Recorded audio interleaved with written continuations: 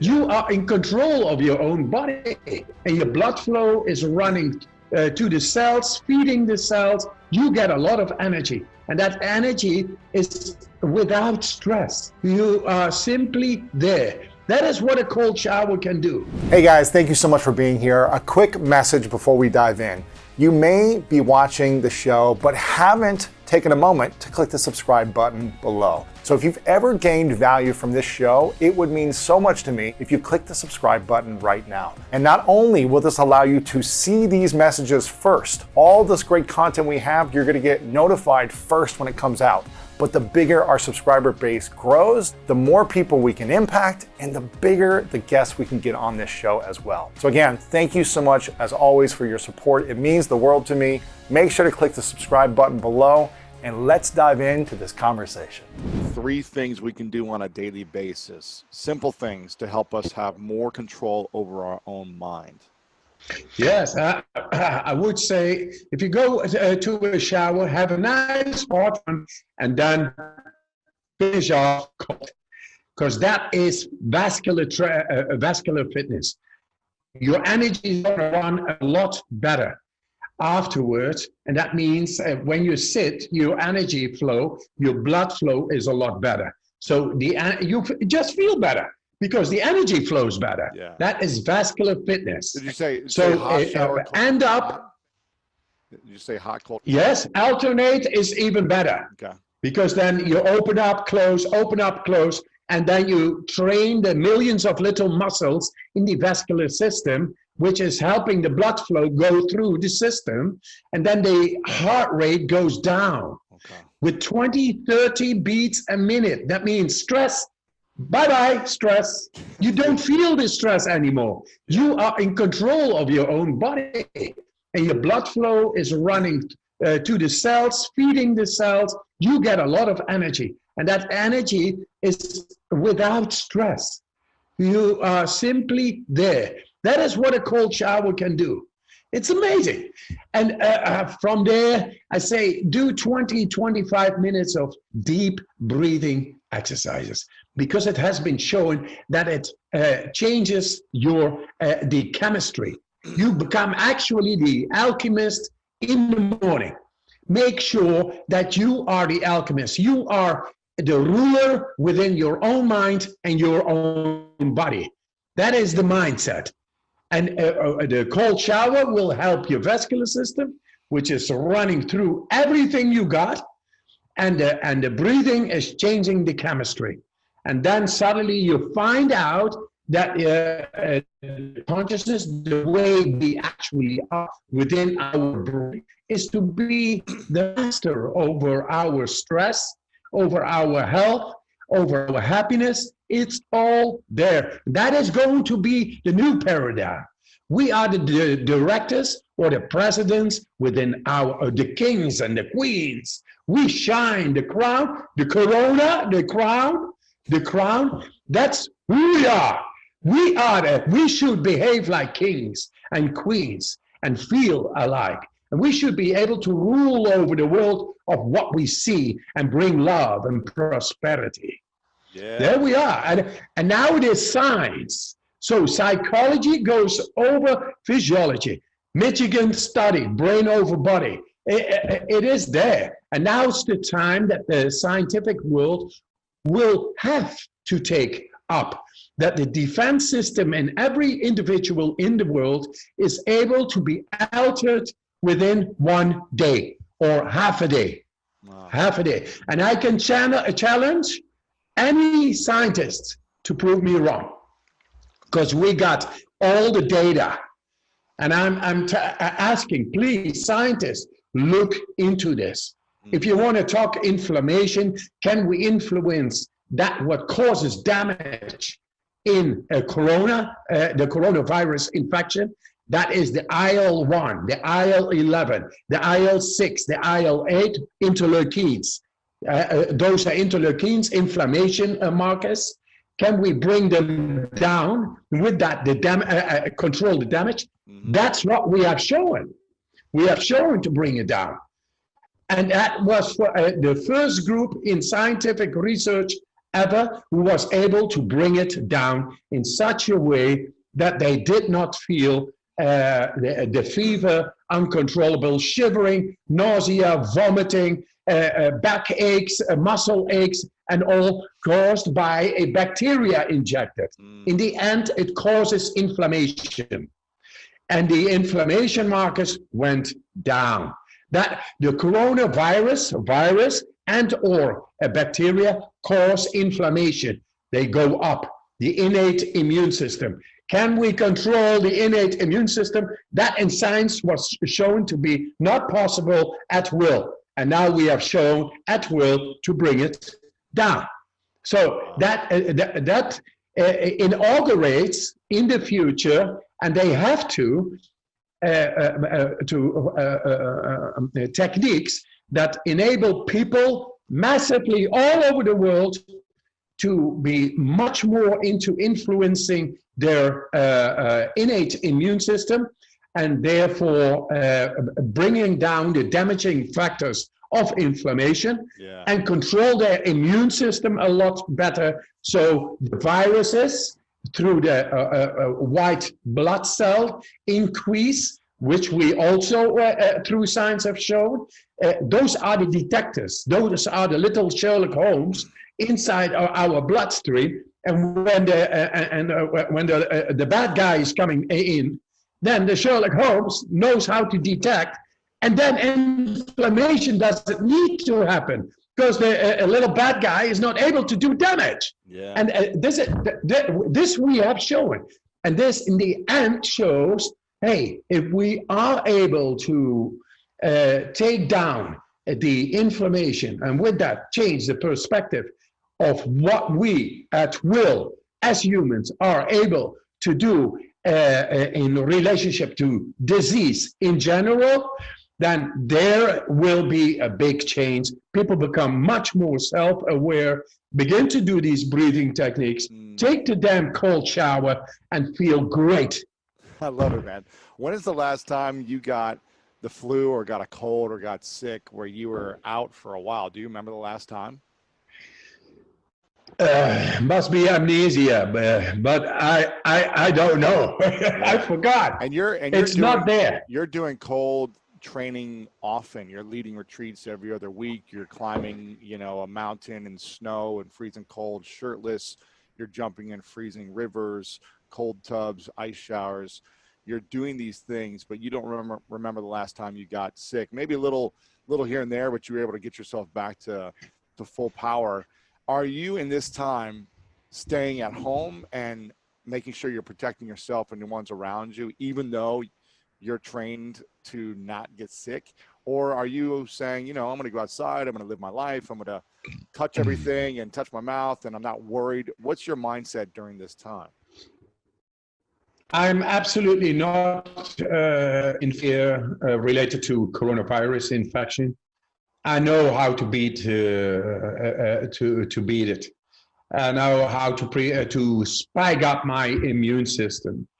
I know this. I already talked to the university, and I told them, "Hey guys, you still got my blood taken while I was doing my exercises, and that blood has shown to be resistant." Against a bacteria injected into the blood. Normally, there is an aggressive reaction of the immune cells ex vivo in laboratory setting. So without me, but it's my blood. And they took it when I was doing my exercising. And they took it. Normally, there is a very violent reaction on the immune cells. Now they took my blood and they put in the same bacteria, and there was zero reaction on the immune cells. Really? Zero. Is this with? So I told him, yes. With coronavirus or just with, absolutely. Any virus? That's what creates inflammation. And coronavirus also just creates inflammation. So we were not able to bring down inflammation at will.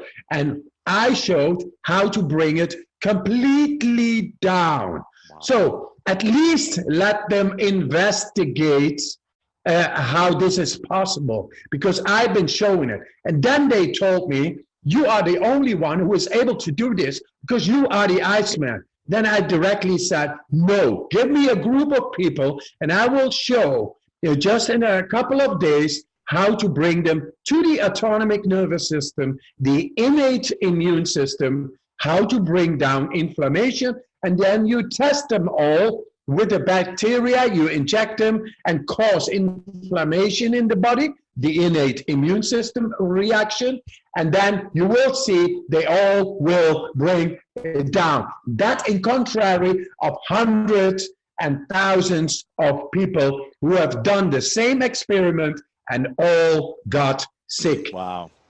Now, there we are. If someone is feeling sick right now, and maybe they have coronavirus, maybe they just have the flu or some type of cold or something else, maybe they're causing sickness because of the mind and how they're stressing so much, who knows why. What would you say people should do? Obviously, if they're sick, they should probably stay quarantined with this practice, but what should they do in terms of just feeling better to try to strengthen the immune system and weaken the sickness? What is something they could do every day? Is it 20 minutes a day of breathing, like you said, and ice and doing the ice stuff, even if they feel weak? Will that help? Is it more breathing? What's the strategy to increase the immune system? If they feel weak, then they should do the breathing exercises. The breathing exercises changes the chemistry, brings down the inflammation. And when it is brought down through the breathing techniques, not, hey, just do a little bit of breathing. Yeah, I breathe already all day long. No, not that way. Just follow the protocol, which these guys in the university also did. Also, those people are humans. So you are a human, follow the protocol, and then it will show you will bring down inflammation, which was weakening the person. So the person feels weak, he brings down through the breathing techniques the inflammation, then he feels strong again. He feels connection again, and that is feeling strong. And from there, that starts to fight off the sickness. Yes, the inflammation goes down, with that the sickness, and with that he feels he has control within his immune system at will again, gives confidence and great feeling. That is one. And then from there, then take a hot shower, take a cold one afterwards from 30 seconds to 2 minutes, and you're gonna feel even greater because you are exercising and activating the transportation system of your body. And it's all logic. Why does breathing help boost the immune system by itself? Why is air into your body and your cells, why does that help? Yes. When we do these breathing exercises we have shown in the university, they work different than any other breathing technique I have been looking up. And I've gone through science to show it. So that it's factual. It's factual. These breathing techniques I've been exercising randomly by going into cold water. And cold water is real stress. And when real stress comes and you are able by certain kinds of ways of breathing, then those are breathing techniques that is able to fend off the stress of the cold. And so that those breathing techniques, after being so much in the cold, I took home. I began to do those same breathing techniques which I was doing before to fend off the cold. I took them home and began to exercise at home. And then it showed, wow, this goes deep. It changes my consciousness. It changes my feeling deeply. I see all the lights. I see all the chakras. I see enlightenment. I see anything. This I learned it by going into a cold water, and cold water is merciless but righteous. Is what I always say. But it is so. It is my teacher. If it works in cold water, It will work against any virus and or any bacteria. I love that. And more so, you learn, if you learn how to deal with cold water, which is very stressful, which goes directly into your emotion, you learn also to deal with your emotion, with your mood. And this has now been shown in the brain scans, that I'm able to connect with the areas where emotion is residing. My father had lung cancer back in 2005. He survived, but he shrunk in size by 1/3. His body. Yeah, and his quality of life never recovered to this extent. So this is where my passion for longevity You started. want to live longer and more quality. Yeah, exactly. Yeah. Okay, so that's number one. Two, I call it don't die stupid or don't do stupid things. Or scientifically, I call it passive longevity, right? So if you're smoking, statistically, you're going to live 10 years, less, right? And if you look at the average for your gender and population group, okay? So smoking, minus 10 years from your life. Not using seat belts, minus 2 years. Seat belts in the car. Seat belts. Yeah, seat belts, yeah. Minus 2 years from your life. Excessive consumption of drugs and alcohol, I don't even have the figures, but that's dangerous as well. So these are the simple things. Or don't doing super extreme sports. Like for example, I've been blessed and I had an opportunity to travel to like South Pole and North Pole because it's still pretty safe trips. But then I thought, okay, what if I want to go to Everest, like the highest mountain on Earth? So probability of death, if you try to do it, is a little bit above 6%. Wow. So I thought, like, as a man who want to change 1 billion lives and father of 4 kids, I don't want to do it. So these are the simple choices, and again, they all rational in regards to smoking or your safety procedures, etc. So that's very important too, and people really underestimate that. Don't die stupid. Don't do things so extreme that it gives you more chance of dying younger. Yeah. Okay, number three. So third is diet. So one of our limiting beliefs, and this is what has changed for us, is we underestimate the power of food, and the food. And the fact that food can be our medicine, right? So in this regard, there's so many disagreement in scientific circles around what actually extends our life today. But there is almost one agreement. Even the most skeptical ones say that if you decrease the number of calories, your caloric intake, it's almost you're guaranteed that you're gonna live like 2, 3, 4 years longer. And the quality actually going to be better. Crazy. Yeah, it is. You'll look younger too. Yeah, exactly. But then the question is how you do it, right? Because you don't want to, for me, it's a nightmare just to 3 days a week, 3 times a day, 7 days a week, just to control like the number of calories that you do. So what I do, I'm doing a lot of plant-based food because the caloric intensity of vegetables is so small. Even if we have like the whole table full of vegetables, you're still going to be fine. So that's one. Two, because of the current production practices for meat and fish, the industrial version of this is full of growth hormones, antibiotics, E. coli bacteria, etc. So I'm just trying to avoid this. So that's important as well. And this is why you switch to vegetables as well. I also do fasting, but it's not for everyone. I do like 36 hours of fasting every week, Monday evening to Wednesday morning. I've been starting to do that from Sunday evening to Tuesday morning. Yeah. And I feel great. It's amazing. I just did this a couple days ago. Yeah. I've done it a few times this year. And I'm kind of like, okay, once a month right now, just try for 24 to 36 hours. Yeah. And it's like maybe every 2 weeks or maybe every week eventually.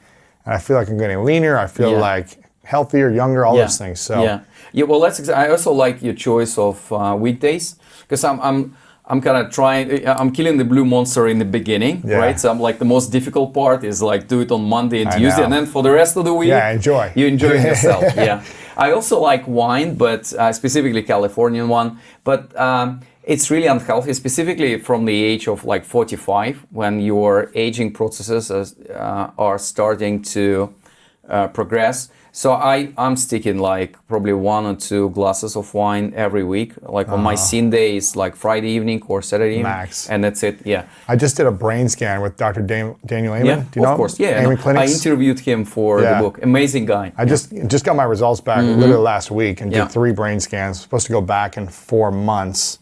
He wants me to he's giving me some supplements and some hyperbolic chamber. Yeah. Did my first one yesterday. I'm doing another one tomorrow. I'm supposed to do 40 Is it with sessions. oxygen? Yeah, it's at Next Health here. Yeah. And in the chamber. And he said, I asked him, I go, we just had an interview come out with him, but I asked him, of smoking marijuana, cigarettes, or alcohol, which one is worse for the brain? Yeah. And he said marijuana, based on 80,000, I think, scan results. Yeah. Those that Yeah. had marijuana had Yeah. far worse brains than those who didn't. He said obviously smoking and alcohol also affected, but marijuana is the worst. And so if we know these things, that smoking, alcohol, marijuana is bad for the brain, bad for longevity, why do we keep doing them? Why do we keep doing it? Look, it's $1 trillion question. I can guess that I do think through evolution, we didn't really have access to all these things. So our body and our mind has never been prepared to tackle the challenge of this kind of over availability of this world. These things. Yeah. Think of all the amazing things in life that are expressions of just you. For instance, the song you stream over and over again while you're in your 13th hour of gaming at 4 a.m. in the morning with all the lights off, trying not to wake up your roommates. Or the recommendations that you share with your friends on the top 6 comedy podcasts that are the best to listen to on your way to the gym and back. Or even your new haircut, which may or may not be an epic bowl cut from the 90s and hopefully is. Everything that makes you, you, makes all the difference. State Farm believes insurance should work the same way. Your plan, your coverage, they need to be personalized to you. And the ability to choose the plan you want by picking the options that fit you, like building your home and auto policies, is exactly what the State Farm Personal Price Plan is all about. Getting the coverage you want at an affordable price just for you. So, are you ready to make things personal? Call or go to statefarm.com today to create your State Farm Personal Price Plan. Prices vary by state. Options selected by customer, availability, and eligibility may vary. Of the world, right? Yeah. The so much stimulation, so much opportunities, challenges, adversity, pain, suffering, media. Like, it was a much simpler life 100 years ago. Exactly. There was still adversity, but it was like, okay, we're just hanging out with a few friends in the farm. Yeah, right? It's yeah, like, that's it. Yeah, I agree. And we've never been, well, that's why I talk about discipline and the unit and longevity, because otherwise your body through centuries, through million years of evolution has not really been prepared to handle all this stress and all these choices. Wow. That's probably the shortest way to answer that. Okay, so that's diet on the is diet. huge. And also the final, that was 3, right? Yeah, Number 4? final piece on the diet is the importance of like take out the sugar drinks. So like we're drinking water today, Yes. so that's super important. We have way too much sugar that we should and we can process in terms of how our body works. The 4th is physical activity, and we have a funny view on physical activity. So, I mean, as humans, everything is like black and white. Everything is binary, extremes. So it's as a group of people just sitting and like watching football on TV. The other group of people are, okay, I need to run a marathon. Yeah. But there's so many things in between. Like the easiest thing you can do is just like wear your Whoop or a Fitbit or Apple Watch and count the steps. 10,000 steps a day is enough actually to transform your metabolic state, right? To support your longevity, like a healthy state of your body. If you look at science, starting from 6.5 thousand steps or 7,000 steps is actually enough, then it's a plateau. But you usually say like 10,000 steps a day because we tend to under-deliver in terms of our target. And it's very easy, it's gamified, you can have immediate feedback. like a badges, congratulations, prizes, and that's the whole thing. I had an interview with Adrian Gore, the founder of insurance companies. They are, I don't know who's their partner in US. In UK, it's Vitality UK. They started from South Africa, and like the only option and tools and resources they had to make people healthy is lifestyle changes. Because of the way the country was run and how poor they were, like it was like the only thing that they did. And they work a lot with guys like Apple, with Fitbit, just to make a change in your health through giving you different stimulus to do physical activity every day in form of steps. So like if you do every week, if you complete your 7 goals, you get like a cup of coffee from Starbucks. Every 2 weeks is, I think, tickets to the cinema. Right. And then, but then the funny thing, you'd be amazed how many things that we can do for free cup of coffee from Starbucks. Like, I'm going to go do this for an hour. Yeah, exactly. So that's the thing. So gamify it. And then obviously on top of that, if you can, you should add stretching. You should add like a cardio exercise, because this is the best training for your heart and vessels. And remember, it's one of the top risks for death. It's heart disease and cancer. So that's super important as well. And also heavy lifting. What I've heard, I've seen the study actually, that people who are professional, like heavy lifters, they have zero problem in any stage of their life, even during the old stage, zero problem with joints and bones as well. I don't know how it works, but it's really amazing. So that's fourth. That's your health. Everything. I mean, there are some heavy lifter bodybuilders who have destroyed their bodies. So if you're an extremist with it, obviously it's going to shut your body down. But I think the science behind it is just like the resistance training, the heavy lifting is increasing bone density. It's like it's doing all these things for your body. And muscle burns fat, so it's like helping you keep the fat off, which is helping you stay younger and all those things. So that's physical activity. Number 5. Yeah, number 5, I call it peace of mind. And as we discussed, every time we think about health, we kind of defer to and we focus on physical health. And I do think we underestimate the importance of the mental aspect of that, because if we want to live longer, we want to live in healthy and happy state. So that's important. And that's a lot of simple things like sleeping. My rule is huge. 8 hours in the bed, 7 hours of sleep. So that's what I... Resting for an hour, sleeping for 7, yeah. So that's what I do. I might fall asleep early, but then it's just, I don't want to mix that, time in the bed is not always your kind of quality sleep time. Then meditation is very important. The problem, you just mentioned how difficult and destructing this world is. So by this means, we all probably have very high level of cortisol, the stress hormone. Yes. And the way Mother Nature constructed our body, it's actually meant to be like a spike. So you see a bear or something dangerous in the forest, you have a spike of cortisol, the stress hormone, you run, and then if you're lucky, in 10 or 20 minutes, then you can actually relax and your cortisol level goes down. So, but we live in with extremely high cortisol level, hour by hour, day by day, week by week, and it's very dangerous. So, meditation is a really simple way to decrease your cortisol level, and it has enormous health effect. And also, in terms of the happiness, I think the sense of purpose and sharing like social realization, sense of purpose is super important. And again, as we discussed pre-show, if you think about like religious leaders or people who have a big mission in life, they tend to shine more, have more energy, and live longer. So having a meaningful purpose. Yes, exactly. Yeah, a meaningful purpose. Going back, so those are the 5 out of the 10 buckets.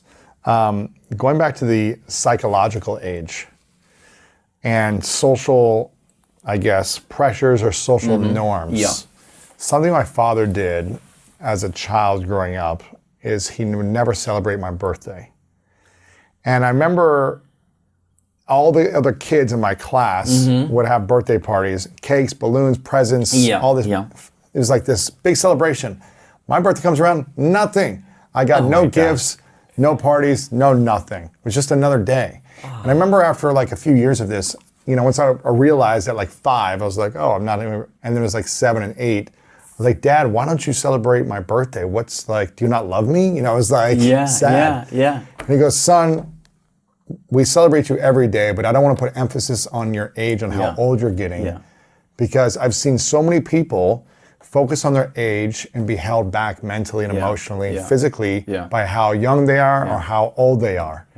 And so I never celebrated it. And I was like, Dad, but we can still get like a cake or something, and have like presents. But he was like, I just don't want you to be limited by your age, by focusing on time as a factor that's an importance for you that could hold you back. And I thought it was, after of like the sadness of it, I was like, this makes sense. And I grew up feeling just like, it doesn't matter how old I'm getting biologically, right? But psychologically, I'm staying young and healthy and fulfilled and fun and joyful. I'm expressing myself like a child. And therefore, I feel young.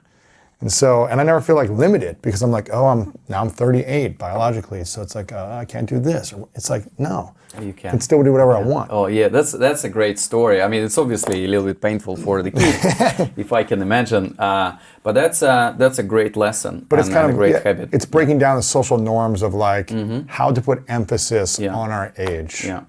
And how, okay, now you're a big milestone, 30. Now it's 40. Like, oh, you're getting over the hill. It's like saying these things. Words have meaning and start to psychologically affect us. Like now I'm middle-aged. Okay, so you only got half your life left? What does it mean? Yeah. So it's all downhill from here. It's like the words we use transform our mindset, which affects our physiology. Exactly. You also touched on a very important topic of how society and our life will change if we all gonna live much, much longer. Whether it's 150 years or 200 years as well. And then I think the biggest mindset shift that we need to do is that our life will consist of several beautiful mini lives. Okay, so mini lives, seasons. So, yeah. Well, that's a great metaphor or way to call it. So then, every 10 to 20 years, we will have an opportunity and a pleasure of changing career, right? Or start to do things that you always were dreaming of doing. So that. I do think it's important to recognize, and we always be on this trajectory of redefining ourselves, and I do think it's very soon now we'll have it's going to be a social norm to make a lot of changes in your life in terms of education, career, even purpose, even a dream, every 10 to 20 years. Well, that's one of the things to grow young, but also I think it's a necessity in a world where our lifespan will go beyond or well beyond 100 years. Yeah, that's cool. I'm curious about environment and weather. How does that play into age and aging or staying young? Do people that live in extreme colds live longer? Do people live in extreme hots? Is it more mild temperature where they live longer? Do we have any research around this? Yes. So, and this is very interesting actually. So every time we're talking about extremes, it's not really great. Yeah. Either side. Yeah. So if you like in the middle of Africa, right, and always under the sun, it's not that great. Because what it does, it's actually speeds up like the aging processes in your body. Skin and everything. Yeah. Well, the other extreme, if you are like really up north, then the body has to work so hard to stay warm. So that's one. Well, the other thing is you are deprived of sun because it's like 6 months of vitamin D. Of polar night and 6 months of polar day. You don't have like a vitamin D, which processed naturally in your body, and also you usually have certain limitations in terms of your access to nutritional food. Food is in deficit there in terms of variety and like vegetables as well. So you're really far away from your organic farm or Yes. wherever you take your vegetables from. So I do think that we all, like if you think about US or Europe in this sweet spot of where we can live to maximize our longevity. I talk about about this in the concept called longevity revolution. I do think, and I say there's 7 signs of longevity revolution just for communication purposes. And first sign for me is that I want you and all of us to watch out how longevity friendly our environment is becoming. So like China and India added 10% of their timberlands in the last 10 years. Or driverless cars. They added what? Timberlands, like trees? forest area. Okay. Yeah, forest area increased, right? So that's... Why? Is that for oxygen? Is that for nature? Yeah, well, Is that's because, I mean, I think making sure the world is becoming better, right? And fighting global warming is on everyone's agenda. And like these countries, they kind of thought, okay, if we will increase the timber like a forest land, that's going to help to solve a problem. The other sign is like driverless cars. So if you are, I was about to say if you're driving driverless cars. So if you are in a driverless car, your chances to get in severe accidents or die is actually 10 times smaller. If you're not driving the car. Yeah. So if it's driven by a computer. Is that out there yet? I mean, there's the Tesla that I have has self-driving, we get but you're in there. still...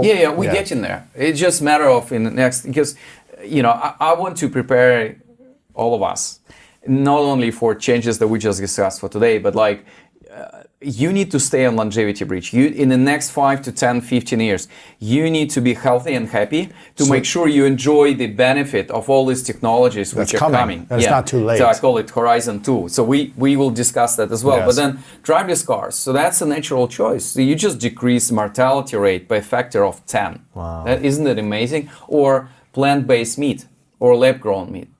Well, that's just another caloric restriction intervention, if you think so. I'm actually very hopeful and positive about the fact that right now we have a choice whether you go for like a usual meat or plant-based meat as well. And I'm not religious about being vegan or vegetarian. I have plenty of friends who are gonna have this habit, but obviously all these changes in the environment contributes to our ability to live longer and enjoy our life. In fact, I'm doing a lot of pro bono programs called Longevity at Work with largest corporations on earth. I don't want to use their names. And again, everything I do in longevity is me sharing the best of me, so I do it for free. But what we do, we create longevity bubbles, like a longevity enabling environment in their offices. So people use the stairs, there's healthy food in canteens and vending machines. They all have wearables, and then week by week you just compare this department with this department, this state with this state as well. They have, and right now you have so many apps for like meditation, for smoking cessation, and an annual checkup is a part of so many health plans. So you just need to have like a good focus on that. Yeah. So this is what we do. It's just another way for you to improve your longevity chances, to make sure you're surrounded with healthy choices, rather than you opening out your fridge and it's like alcohol and chocolate. I love all of this, but it's just not really healthy. Now, our government told us to eat 6 to 11 servings of red rice, cereal, and pasta today, to eat a low-fat diet, and fats and oils were sparingly only at the top supposed to be eaten. And yet that advice led to the worst obesity epidemic and diabetes epidemic in the history of mankind. That's like the food charts that we all saw in school, right? Completely opposite of what we should be doing. And so the science has caught up with this bad advice. And the advice, unfortunately, Lewis, was based on really shoddy science, on very weak evidence, on a few population studies, not really experimental studies. In fact, all the experimental studies that told us to eat low-fat diets, they actually didn't tell us that we should be doing that. They were actually contradicting the recommendations that were developed in 1980 by the UK and the USA. Really? So basically, if you looked at the actual randomized controlled trials there weren't that many, but there was a few of them. They all said that eating low fat wasn't beneficial. But the These were outside of the U.S. trials. No, trials all over. Trials in the U.S. Okay. They just didn't look at that evidence. So the guideline committees who were working on it they sort of dismissed that evidence, and they had this theory, and they went with the theory, but because it made sense, right? If you look at calories, for example, fat has 9 calories per gram, carbs and protein have 4 calories per gram. So you think, well, gee, if it has more calories per gram, if you eat less of it, you're going to lose more weight. It's logical, Right. but unfortunately, metabolism is not a math problem. Yeah. It's a metabolic problem. It's a hormonal problem. It's not energy balance. The whole idea of calories in, calories out. This is the biggest crock of that's been pushed on the American public because there's a message implicit in that, which is if you just told someone to lose weight by eating less and exercising more, if they don't do it, it's their fault, right? Just eat less, exercise more. And if you don't, you're a lazy glutton. Right? So it's your fault you're fat. Okay. Right? But the truth is that it's not. It's not just about calorie balance. In fact, that's what the Global Energy Balance, quote, Global Energy Balance Network, which was actually funded by Coca-Cola, and they actually funded university scientists to kind of be the front people for this nonsense that's all about calories in, calories out, has been completely discredited. The New York Times wrote a big expose of this, but what we've been taught is that all calories are the same. They're actually not. Before the interview continues, if you feel like you're not living your most authentic life, not leaning into your purpose, and not living the life that your future self would be extremely proud of, I've written a new book called The Greatness Mindset, and I think you're gonna love this. Through powerful stories, science-backed strategies, and step-by-step guidance, The Greatness Mindset will help you overcome all the different challenges in your life to design the life of your dreams and then turn it into your reality. Make sure to click the link below in the description to get your copy today. Okay, let's get back to this video. So food is not just energy, it's actually information. It gives What do you mean by instructions, that? right? So this is like a big breakthrough in science, right? So food is not just calories, it's actually information. So the information in food communicates with your body every single minute. So every bite you take, it turns on or off genes that create health or disease, that make you lose or gain weight. It turns on or off hormones that make you lose or gain weight or create health or disease. It's like a feedback for you. It's direct instructions, and it works minute by minute. It's not something that takes a long time. It regulates inflammation. It regulates your hormones, as I said. It regulates your brain chemistry. It regulates even your gut microbiome, all the flora in your gut that we now know are linked to everything from weight gain, diabetes, to heart disease, to cancer, to autoimmune diseases, and so many other things. It's the gut health, right? Even depression and ADD and autism may be linked to changes in your gut flora. So we now know that when you eat food, it's not just about the energy in it. Because if that was true, then you could just survive on soda all day, and it wouldn't matter as long as you only ate 1,800 calories of soda. And I had this argument. Right. I had this argument with the vice chairman of Pepsi. We had dinner together, and I'm telling you, No way. yeah, we had dinner, and the guy in between us, because I was sitting here, he was sitting here. The guy was like being in the middle of like a war zone, and I said to him, "How can you say that eating 1,800 calories of soda is the same as having 1,800 calories of broccoli or almonds?" Right. He says, "Well, as long as you have that amount of calories, it's not going to be any different." I said, "This is just not how the body You're not works." getting the nutritional value from that, right? Right. I mean, it's not even nutritional. So just like look at 1,000 calories. Let's say 750 calories of broccoli is 21 cups, 35 grams of fiber, half a teaspoon of sugar, and tons of phytonutrients, phytochemicals that upregulate your genes that actually help you prevent cancer, that improve hormone metabolism, so many things, right? Same calories from a big gulp, 750 calories, 46 teaspoons of sugar, right? High fructose corn syrup upregulates your liver to turn on a fat production factory that makes high triglycerides. Stores fat more, right? Stores fat, lowers triglycerides. Raises triglycerides, lowers the good cholesterol, causes a fatty liver, raises hormones that make you, in women, make them grow hair on their face and have lost hair on their head. Men, they drop their testosterone. They have no sex drive and they lose their hair on their bodies. All this from the same calories, right? The number of calories. Calories are the same, Yes. but the information in the food is very different. So now we have this concept that is actually really about the hormonal, I call it the hormonal hypothesis, which I talk about in Eat Fat, Get Thin, which is how do you change your hormones so you're not hungry all the time? Because that's the key. The typical advice, you eat low fat, and your fat actually makes you satisfied, right? Because if you eat fat, you're not craving all the time, you're not hungry, and it actually is a brain food because it actually stops the addiction center in the brain from turning on. So you never feel hungry or have any cravings. It also speeds up your metabolism. Fat speeds up your metabolism. Yeah. So it helps you burn more fat. Helps you burn more fat. It releases fat from the fat cells. Interesting. Right. So it makes you less hungry. It makes you burn more fat, and it liberates the fat from the fat cell. So it's really a powerful. Whereas if you eat sugar, the opposite happens. You get hungrier because you increase insulin. You I used to have so much sugar. It's terrible. I was addicted to it. All of us were. I mean, I was too. I was a vegetarian. I eat like tons of whole wheat bread and sugar and honey and everything. Grape nuts and ice cream for breakfast. That was my life, right? So when did you stop? When did the research become known, or the facts or the data become known? It's not even. It's honest. That's why I wrote this book. Because you're a doctor and you were eating sugar. No, it's not even. When did you start to realize, and when did this information about fat become? Well, it's been mounting for decades, right? So it's building on a mountain of evidence. And in the book, I reviewed over 1,000 studies, or 500 quoted in the book that I referenced. They wouldn't let me put more because there was no room in the back of the book. Yeah. And it's all well documented, and the science of this is very powerful. One of my colleagues, David Ludwig, wrote a book called Always Hungry. He's a Harvard professor, and he's done a lot of the research that this is based on, where he gave two groups of people same calories, but changed the percents of fat and carbs. And it was a very well-controlled study. And in the first group, they had 60% carbs, 20% fat, 20% protein. The other group switched it, 60% fat, 20% carbs, 20% protein. So it's the opposite.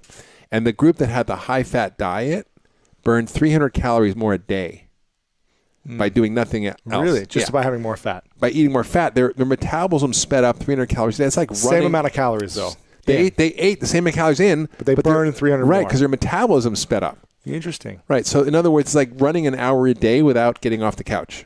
Interesting. Right? Yeah. That's powerful. Very powerful. Yeah. And I know for me, as I've seen myself and my patients, the transformation's amazing, and their cholesterol gets better. It's totally contradictory. Yeah. Right? Fat is supposed to raise your cholesterol. Right? Eating cholesterol is supposed to raise your cholesterol. But for the first time since the dietary guidelines came out in 1980, the U.S. government in 2015 completely reversed their stance on fat. There's no more restriction. Like first week of January 2016. This year. Like a few weeks ago. A few weeks ago. They just changed this. They changed this completely. The whole guide. Completely. So first time they said, forget about fat. You can eat as much as you want. No way. No limit on fat. This is the government, The government. The Dietary Guidelines Advisory Committee established these recommendations. This is a scientific group that establishes guidelines for the government, helps them shape policy, and then the government makes the policy. They kind of based around this research or this. Yeah, they said, don't worry about fat, don't worry about cholesterol. Eggs are back, right? Eggs are back. Forget about the egg white omelets. Just eat the whole egg. No way. Completely.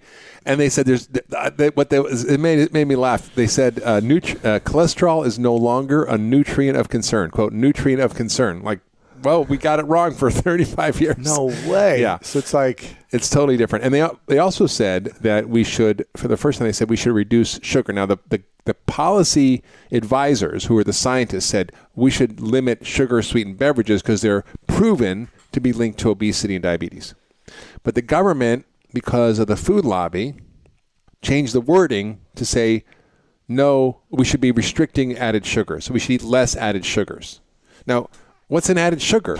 It doesn't say added sugar on the label. Right. So how do you know? Because the food labeling from the FDA is also influenced by the food lobby. Right. So it should say added sugar on the label, not just sugar. Right. So you don't know. Right. Interesting. So it's designed to totally confuse people. But the truth is that this is a huge advance, and now we actually have come to realize that this is not true. So the science around fat and how your body burns fat and what makes you fat is all really clear now. And it's all based on this hormone idea of insulin, which is a fat storage hormone. Yes. So anything you eat that increases insulin, which is sugar, refined flour. I mean, white flour raises your blood sugar more than table sugar. So if you had 2 slices of white bread, it raises your blood sugar more than a tablespoon of table sugar. People are like, I'm eating whole wheat bread. It's just as bad. Unless the bread is so dense that you can stand on it without it squishing, then you shouldn't eat it. Shouldn't eat it. No, like the German rye bread. I love bread, though. Yeah, everybody loves challenge. bread. Now, the bread we eat isn't the bread we ate, right? So our ancestors ate very different bread. It's not the hard bread. It was very coarse, and we only had the grain mills that started in the 1800s. Before that, we couldn't eat refined grain, and now even whole wheat is super refined. It's just, And are all grains bad as well, in your opinion? No, I don't think all grains are bad. I joke. I say, in the book, I talk about, an induction plan, like basically a way to get quick start to change you from like just being storing fat to burning fat to eating fat to makes you thin. And that's a 21-day plan. And after that, I talk about how you transition to what I call a Pegan diet. Pegan, as opposed to paleo or vegan. It was kind of a joke because one day I was sitting in between. Yeah, I was sitting on a panel with 2 friends of mine. One was a vegan cardiologist, and the other was like a paleo doctor. Sure. And I was like, well, I don't know. I guess I must be a Pegan because I'm in the middle here. Okay. What does a Pegan diet look like? So a Pegan diet, what's amazing, Louis, is that the principles of paleo vegan are often very similar. So both groups believe that we should be eating whole, unprocessed, unrefined foods. Yes. We should get rid of food additives, Foods hormones. from the ground. Everything. Yeah. No antibiotics, no hormones, no pesticides, no GMO. We should be having no MSG, no artificial sweeteners, no high fructose corn syrup. Everybody agrees that's true.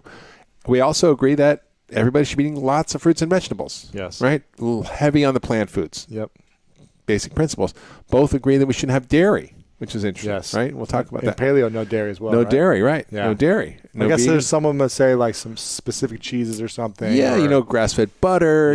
There's some things, but the proteins in dairy are very inflammatory, and the dairy again we eat isn't the dairy we ate. We've hybridized our cows; it's all fertilized by one bull. It's not organic dairy. And it's not organic. It's not raw. It's not how our ancestors ate it. Right. Yeah. Okay. Even organic cows, they milk them when they're pregnant, and they're full of hormones. So, okay. And also, it's just not always tolerated well by many people. Right. And then, what else do they both have in common? Everybody agrees that we should be eating foods that are phytonutrient rich, that are nutrient dense, and we should be lots of nuts and seeds and lots of good oils like avocados and olive oil. What's phytonutrient? What does that mean? Phytonutrient is a chemical that's in plant foods. Phyto means plant, and it's not a vitamin or mineral. It's not a protein, fat, or carb or fiber. It's something else. So, for example, like broccoli has glucosinolates, which upregulates detoxification. Okay. Catechins are in green tea, which are powerful detoxifiers of metal, powerful antioxidants. Tomatoes have lycopene, which is a powerful cancer preventer for prostate cancer. Okay. Anthocyanidins. You can have black rice, which has anthocyanidins, which are powerful antioxidants that are in black rice. It's emperor's rice. Love that. It's also very low glycemic. Sure. So I think the things that they disagree on are basically beans, grains, and meat. Like where you get your protein from. Everything else is the same. Paleo and vegan is the same. Except for meat, beans. And protein. I mean, beans, grains, and protein. Beans, grains, and protein. Okay. Right. And I mean, meat. Right. And so, sure. What I realize is that, I think many people who are sick do better when you take out certain things that can be inflammatory or high glycemic. So if you're, for example, carbohydrate intolerant and you're diabetic, which affects a lot of people, I talk about how do you find out if you're carbohydrate intolerant in the book, which is there's a questionnaire you can tell if you actually know if you're someone who's carbohydrate intolerant, like someone who's gluten intolerant. That means if they eat a lot of starch, if they have like 2 cups of rice, even if it's brown rice or 2 cups of beans, it can adversely affect their sugar. So I talk about like having less, like having smaller portions of beans and grains. Sure. And non-gluten grains in particular, because gluten can be very inflammatory for many people. I think for some people who don't react to it, it can be fine, but not in large amounts.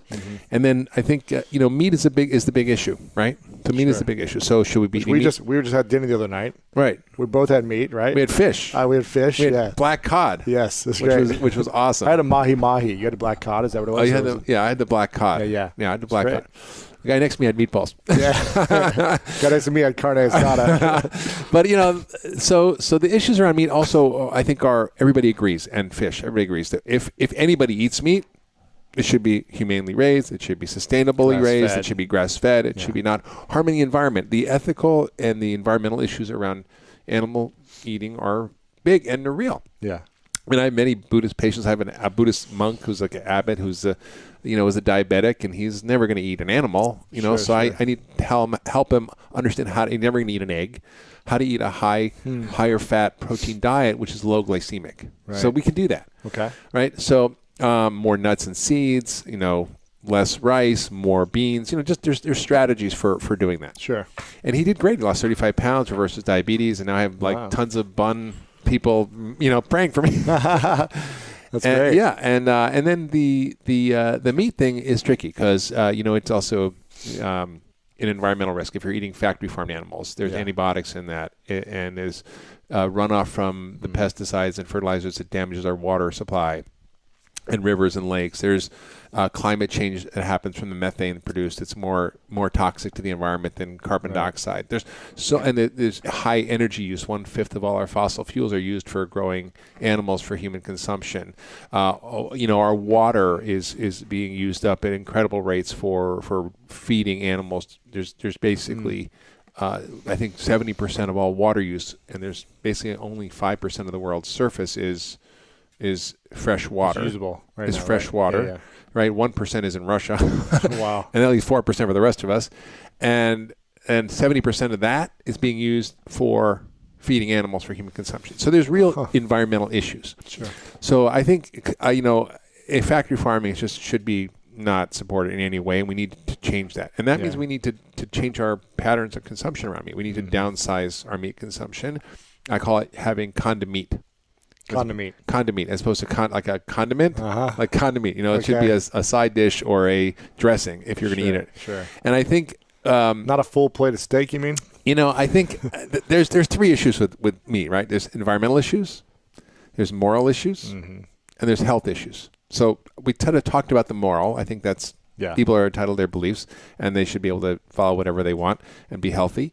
The environmental issues are real, and I think everybody would agree, whether they're paleo-vegan, that we need to stop harming the environment. And I think even if you're not paleo-vegan, everybody really believes that. In fact, the Dietary Advisory Committee that was advising the government said we should limit meat consumption because of the environmental impact.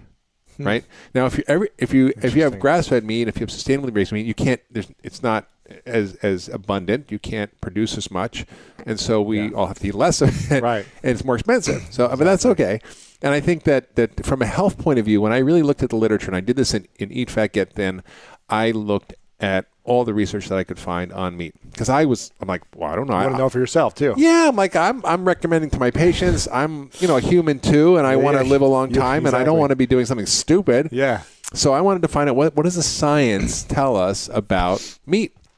So you did all the research. So I looked at all the research, and I wrote 8,000 words in the book on meat. Wow. There's a lot of research in there. And I addressed all these issues, environmental, moral, and the health issues were quite interesting. When we look at the studies on meat, and anybody can quote anything saying anything, right? Right. So you want the paleo people like, meat's healthy, here's all the research. And the vegan like, meat's going to kill you, here's all the research. Yeah. So it's like, and then you're the average Joe, you're totally confused. And your average doctor, you're totally confused because we get no training in nutrition. And they haven't done the research themselves. No, they're going off of their opinion or their theory. Yeah, they're like average people like the rest of us in terms of nutrition science. They don't know because it's not what we learn, right? Yeah. I mean, I just am at Cleveland Clinic, and we implemented a nutrition curriculum for the first time in the medical school. They have this integrated in, which is so great. And that's awesome. I helped Tim Ryan, who's a congressman from Ohio, introduce Tim. You love great. Tim. He's great. Has he been on the show? He's been on here, yeah. He's great.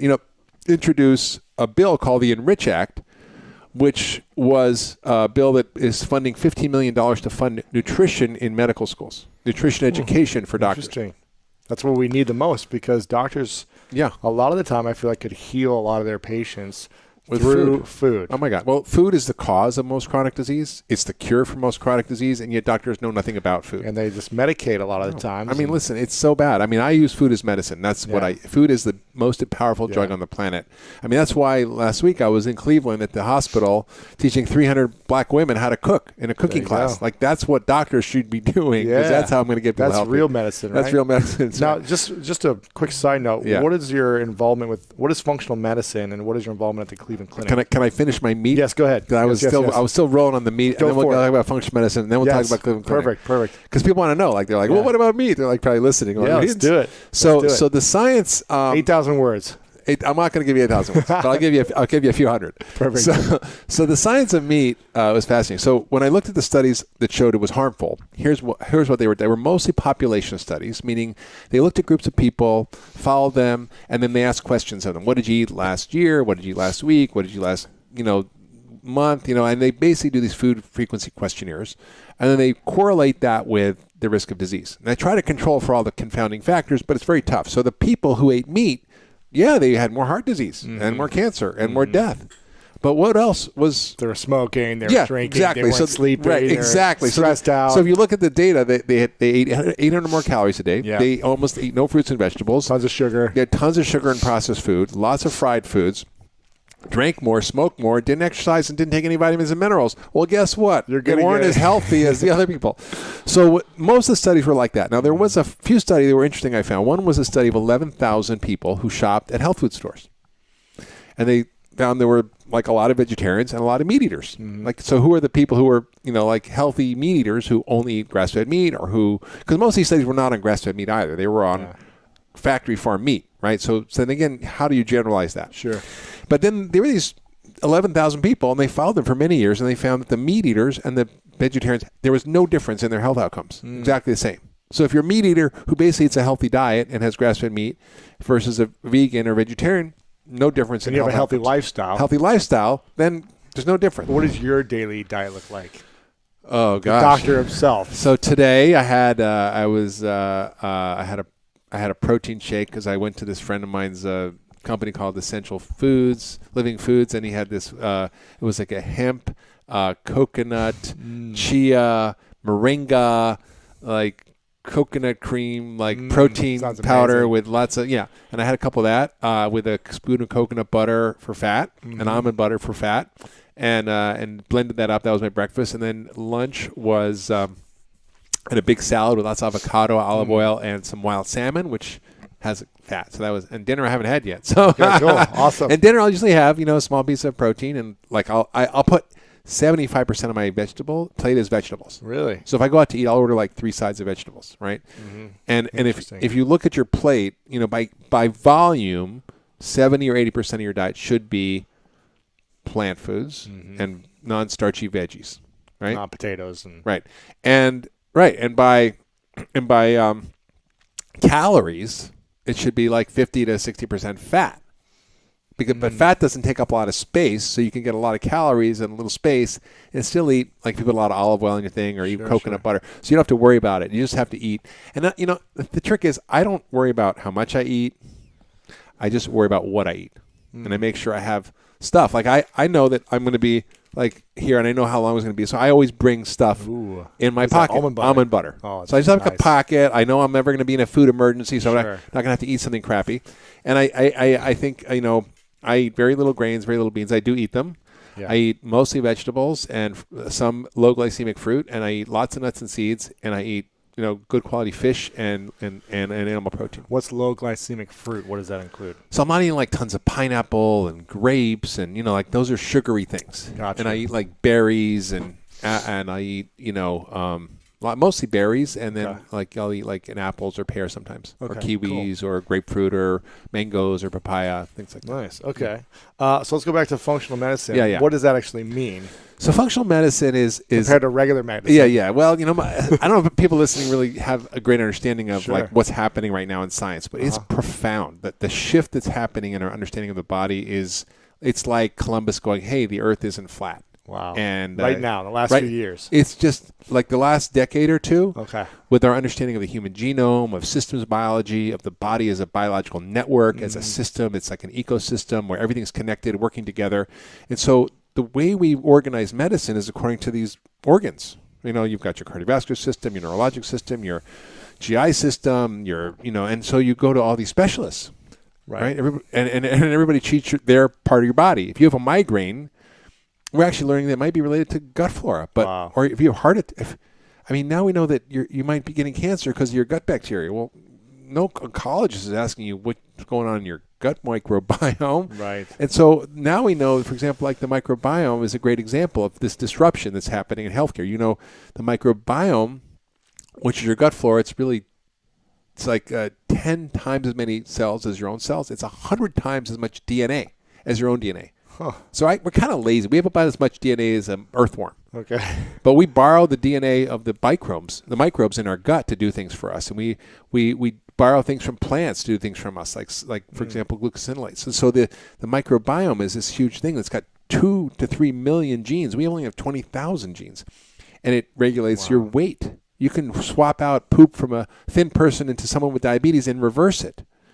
Right? Wow. Amazing. We've seen people. I've heard stories of fecal transplants not only curing things like that, but like, autoimmune diseases and Really? Parkinson's and people with MS and like crazy stories that I'm starting to hear. And there's research now going on aggressively in looking at fecal transplants for all sorts of diseases. It's transferring poop from one person to another. Yes. What is that? How do you do that? Well, What's that process? Well, they collect the poop. There's actually I've never heard of this. Yeah, you've never heard of this? Never heard of this. Oh my God, this is huge. So the what is it called? Fecal transplant. Okay. FMT, fecal microbial transplant. The way it came about was some doctor had a bright idea that there was this condition called C. diff, which is an infection of the intestines that happens after antibiotics, is life-threatening. And there's a huge amount of people are now resistant to antibiotics because of all the antibiotics in our feed and in the animal production. So the drugs don't work. People die. Wow. And somebody thought, well, gee, if I put the poop from a healthy person into a sick person, let's see what happens. And the doctor did it, and the person was cured like that. Shut up. 98% effective. 98% effective. So how do you do this? I So- don't understand this process. You want to get into it? Give me Well, the 10. we can do the 20-second visuals. version. We can do- Yes. So basically, they take a fecal transplant specimen, like a donor specimen from a healthy person, and they screen them for all sorts of diseases, and then they spin it up with some saline, and then they inject it in with a Straight up. catheter or a colonoscope. And then They actually also it just heals inside, or what's it do when it's? Well, it goes in. It's like massive probiotics, right? oh, Right? interesting. Yeah, and so It's like an infusion of probiotics. And also there are actually pills now. They actually are making special pills. encapsulated poop pills. And it's not, I mean, this is published in the New England Journal of Medicine. I'm not talking about like stuff that's Oh my wacky. I'm talking gosh. about serious medicine that people are doing. But it's not just for that. Now they're looking at it for all sorts of things. So People are cured right after one infusion. yeah, it's amazing. So functional medicine is really nuts. understanding the body as a system and network, and understanding that the focus should not be on treating disease, but on creating health. So it's the science of creating health. It's the ultimate biohacking tool. And it's interpreting all the data and the stories from your body that it tells through testing we do. For example, you don't have to do testing, but you can look into the body and look at your immune function and allergies and your gut flora and toxins and nutritional status. It's like doing a soil sample. So I'm like a soil farmer, organic soil farmer, rather than an industrial agriculturist. I don't put all these chemicals on my plants to make them better, like herbicides and pesticides. I create a healthy soil, Yeah. and then disease doesn't occur, right? Disease can't land in a healthy soil. Right. So that's exactly what functional medicine is. We help people get in balance. We take away the things that cause imbalance. We put in the things that help create balance. So, for example, I had a woman come. She had a whole list of problems. That's why I call myself a holistic doctor, because I take care of people with a whole list of problems. So she had like psoriatic arthritis, was on a drug that cost $30,000 Oh my gosh. called Stelara, and still was miserable. She also was overweight, had prediabetes, migraines, sinus problems, irritable bowel, reflux, depression, insomnia. She had like this whole list of things. Of course, she saw all these specialists: the sinus doctor, the migraine doctor, Right. the autoimmune doctor, the skin doctor, the depression doctor, the gut doctor. Everybody's treating her with their best practices. It's their best drug, probably. But I mean, she's being seen at a top medical center. Yeah. Right? They're not doing bad medicine. They're doing standard of care. In fact, they're doing excellent standard of care. Right. But the standard of care is not the way we're going to fix these problems. it's outdated, or it's not. It's not. It's totally outdated.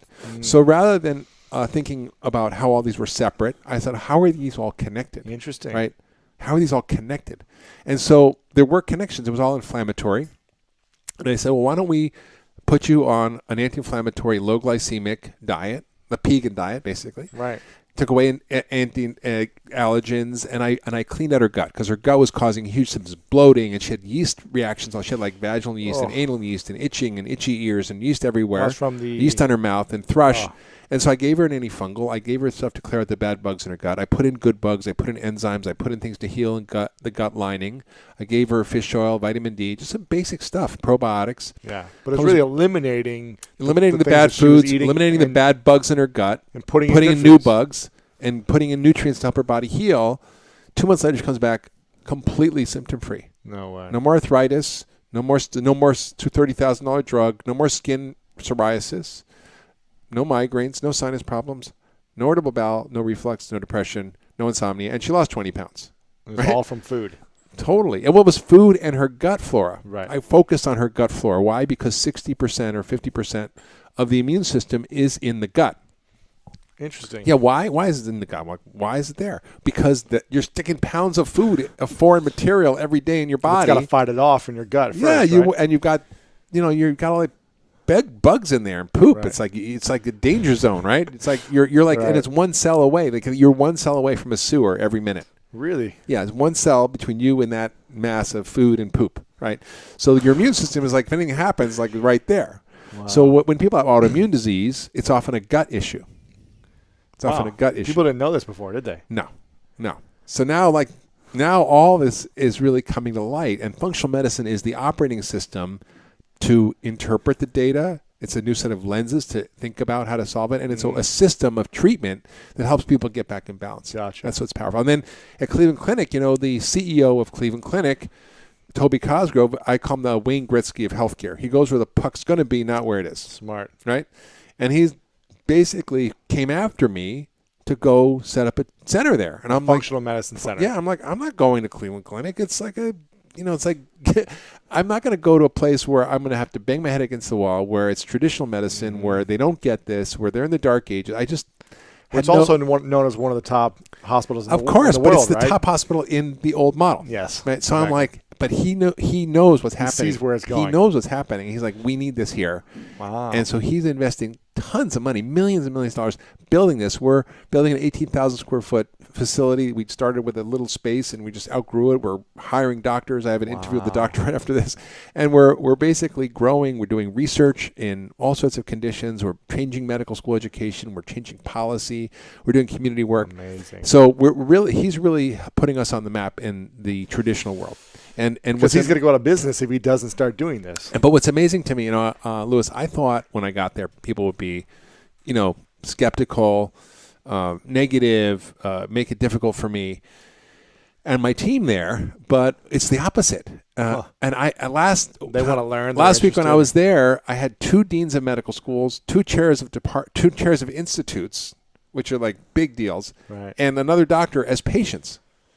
No way. Yeah, they're coming as patients. Because they're not being cured with the medicine. The executive team, the C-suite team, is sending all their family members to come see us. Do you know Dr. Lissa Rankin, by any chance? Yeah.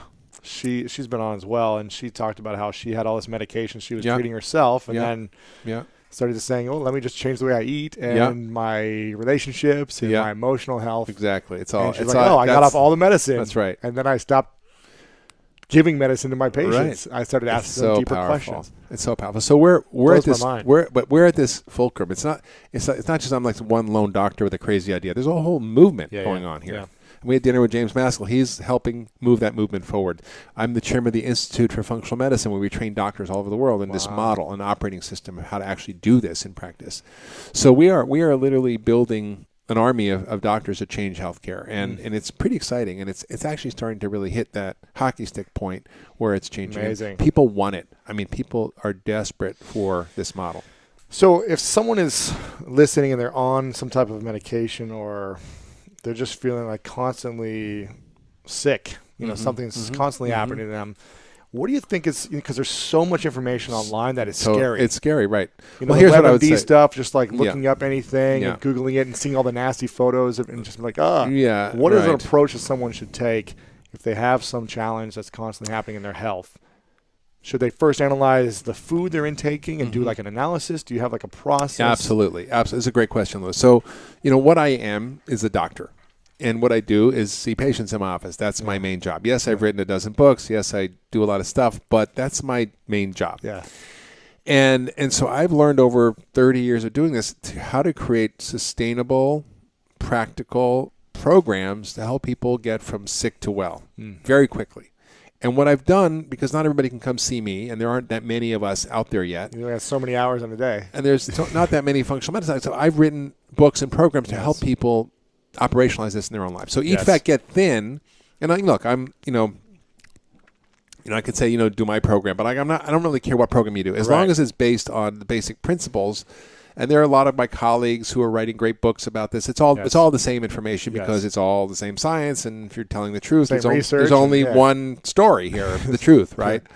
And so this Eat Fat Get Thin is a great program that I put together to make people have no friction. It's easy. It's very straightforward. It's 21 days, 21 days, practical, goof-proof, and it tells you what to eat. And when you get to the end of that, you'll see how you feel because most people in 21 days will change their habits, but they'll also allow their body to reset. It's like putting your body back to its original factory settings, right? And then if something's left over, then maybe I need to go deeper. Like if you still don't feel great, maybe you have Lyme disease. Maybe you have heavy metal poisoning. Maybe your thyroid's not working. Maybe you have a parasite. Maybe, you could be eating the perfect diet but still feel bad. So do the 21 days first. Yeah, but 80% of the time, you're going to cure yourself. 80%. I mean, 80% of the time, this works for people, and then the 20% who have to get extra help, they need to come see somebody. And the body's pretty incredible in how it can heal itself very quickly once you change habits, right? Unbelievable. We did the survey of 1,000 people who did this. I mean, they lost weight, yes, and they lost inches, yes, and that's all impressive. And their blood sugar dropped 20 points, and their blood pressure 10 points. But the thing that really matters to me is I have everybody fill out what I call the FLC quiz. You know what that is? That's when you feel like crap. Okay. So it's a quiz. Do you have bloating? Do you have asthma? Do you have headaches? Can you sleep? Like joint pain, muscle pain? What's your mood? Are you depressed? So you fill this whole score and 0 to 4 for every symptom, and you get a score. They do one before and after. And the before and after score, there was a 69% reduction in all symptoms from all diseases. Whoa. Because you don't have to treat everything individually. If you put in the right information, like I said at the beginning of the show, the body knows what to do. Wow. Right? So the information in food is so powerful that if you figure out what to eat, you don't have to worry about how much. You don't have to count fat, grams, carbs, calories, nothing. I don't do that. I don't have time for that. Right. And I don't want to be on an app all day figuring it out. I just want to know how to get my body to naturally do what it's supposed to do. Sure. Right? If you're off by 100 calories a day, you're going to gain like 50 pounds in 30 years. Right? You can't do it by willpower. You have to use science. And the science of using fat and low glycemic food, like low sugar food, is really powerful. It's magical. Right. I mean, I noticed my own body. I'm like 56, and I noticed you're young, man. You're like fit, healthy, energetic. No, well, I can tell you, I was always been focused on health, but I was the doctor who was trained to eat low fat and to tell my patients to eat low fat, and I did that. And I also ate a lot of things that I thought were healthy, like pasta was a health food. Oh my gosh, pasta was a health food. I used to eat so much pasta. Yeah, health food, right? Low fat, exhausted all the time. Yeah, exactly. And so I basically changed that, and I started eating a lot less starch, a lot less sugar, a lot more fat, and I noticed my body, like without any exercise, I'm like so lean, so fit. Yeah. I'm like, wow, I got a 6-pack and I didn't even work out. It's like, and it's just stunning what happens when you do. And my brain is clear, I have more energy, my mood's better. I mean, I saw you're drinking a bulletproof coffee. You know that it works. Yeah, it's amazing. I mean, I started testing some different things at the beginning of this year in January. And the first week I did no sugar. The second week, no sugar, no gluten. Yeah. Third week, no sugar, no gluten, no dairy. Fourth week, no sugar, no gluten, no dairy, no meat. That was last week. And I was just to see what happened with my body. Pulling a Band-Aid off slowly. Yeah, I should have just done it all. It's better to do it the other way. The way I do with my patients, you do a detox. Basically, you get off everything at once. You feel bad for a couple of days, and then you see how you feel. I feel amazing, yeah. Because one of the rules of... I should have talked to you before this about what I was thinking. And then you can add things back one at a time and see what bothers you. Interesting. So, because the rule in functional medicine is if you're standing on attack, it takes a lot of aspirin to make it feel better, right? So if something's bothering you, you have to get rid of the cause. But if you're standing on 2 tacks, taking one out doesn't make you 50% better. Interesting. So if you're allergic to dairy and gluten, but you just take out gluten, you're not going to feel better. Right. Right. So I did it the whole wrong way. Oh, well. It was an experiment. But the thing what I was going to mention was I started doing bulletproof in the morning. Yeah. And fasting until 1:30. Yeah. And not eating after 9:30 or whatever it is at night. And I realized that I wasn't hungry No. in the mornings when I would do the coffee. And I would only have like half a cup only. Yeah. And I would be fine until 1:30, 2 o'clock. MCT oil puts you in ketosis, which is medium chain triglycerides. It's a super fuel. Comes from coconut, which is in the coffee. It's what I recommend as part of my Eat Fat, Get Thin program. Speeds up your metabolism. Even you're burning fat. Yeah, it actually makes your metabolism work faster and burn more calories. What are the main plants that we should never be eating then? Okay, real quick. Up until 10,000 years ago, we lived primarily on the leaves of trees, and we ate tubers that grew in the ground, like a sweet potato for a yam. Love those. Yeah, they're pretty darn good for you. You were actually designed to eat them. And good. 12,000 years ago, 10,000 years ago, we switched over to things that we had never eaten before, and those were the grains of grasses and beans. Now, the reason we'd never eaten them before is, number one, we didn't need to. There's never been a documentation of an ape eating grass or grains.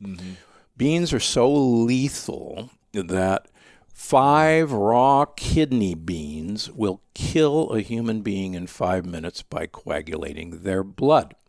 What? 5 raw kidney beans. Raw kidney beans. In fact, most people have heard of the poison ricin, the white powder you send to your elected official. Yeah. Lots on the way to Washington, Yeah, but that's yeah. another subject. So ricin is the lectin of the castor bean, and we'll talk about lectins next. A lectin is the plant defense system. These are proteins that are designed to basically kill us in one way or another. Oh my gosh. And so ricin is so powerful that about 4 molecules of ricin will kill a human being instantaneously. There's a great study that was written up in one of the journals about a few years ago. They decided to have a healthy eating day in Boston. Yeah. And they served the kids beans. And because it's so healthy. Right. Part of the blue zone. Yes. And they had 30 or 40 admissions to the hospital. No way. With severe diarrhea, hypotension, and it turns out that it was all the fact that the beans were undercooked. And beans are a plant baby, and we're not supposed to eat those. And so no beans. No beans. 0 beans. Unless you use Pinto, a pressure. black Yeah, beans. Pinto black. None of it. We shouldn't be eating it. Shouldn't be eating it. You weren't designed to eat it. You have no defense no system matter how it's against cooked, it. If you pressure boiled. cook it, it's fine. Pressure cook it. What does that even mean? Put it in a pressure cooker. The modern pressure cooker is as easy as a rice cooker. Got it. It's one touch. It's not your grandmother's pressure cooker that blew up in the kitchen. And so then it's okay to eat. Yeah. So you can pressure cook beans. Now, the other thing, we weren't designed to eat grains. Now, just a quick question before you start there. How much of it can we eat? Doesn't matter once it's pressure cooked? Obviously, everything in moderation, but I mean... Yeah, well, like I was presenting... Like 20 beans are going to kill me? Or what? No, if you pressure cook them, they're fine. It's all good. Okay, yeah. cool. And we talk about how to do this in the plant paradox. Got it. Okay, cool. But my personal feeling is the only purpose of eating a bean is to get olive oil into my mouth, and we can talk about that as we go along. Okay. So grains, for instance, everybody heard about gluten. Yes. All right. So gluten is a lectin. And again, a lectin is a plant's defense system. It's a protein that actually is designed to act like incoming guided missile attacks on the inside wall of our gut. And these things actually pry open the lining of our gut and actually break through the border. Really? Yeah, they really do. And that's what causes eczema and bingo. causes breakouts. Yeah, exactly. Acne, brain fog, irritable bowel. This is actually all part of that process. Wow. And so it's fascinating to see people who either have come to see me or have even read the book and then write on Amazon, oh my gosh, I had this horrible eczema and now a month later it's all gone and all I did was, take grains and beans and nightshades away from my diet and everything got better. So that brings us to the second kind of group of things we shouldn't eat. All of us are not from the United States, America. We're actually from Europe, Asia, or Africa. Every one of us.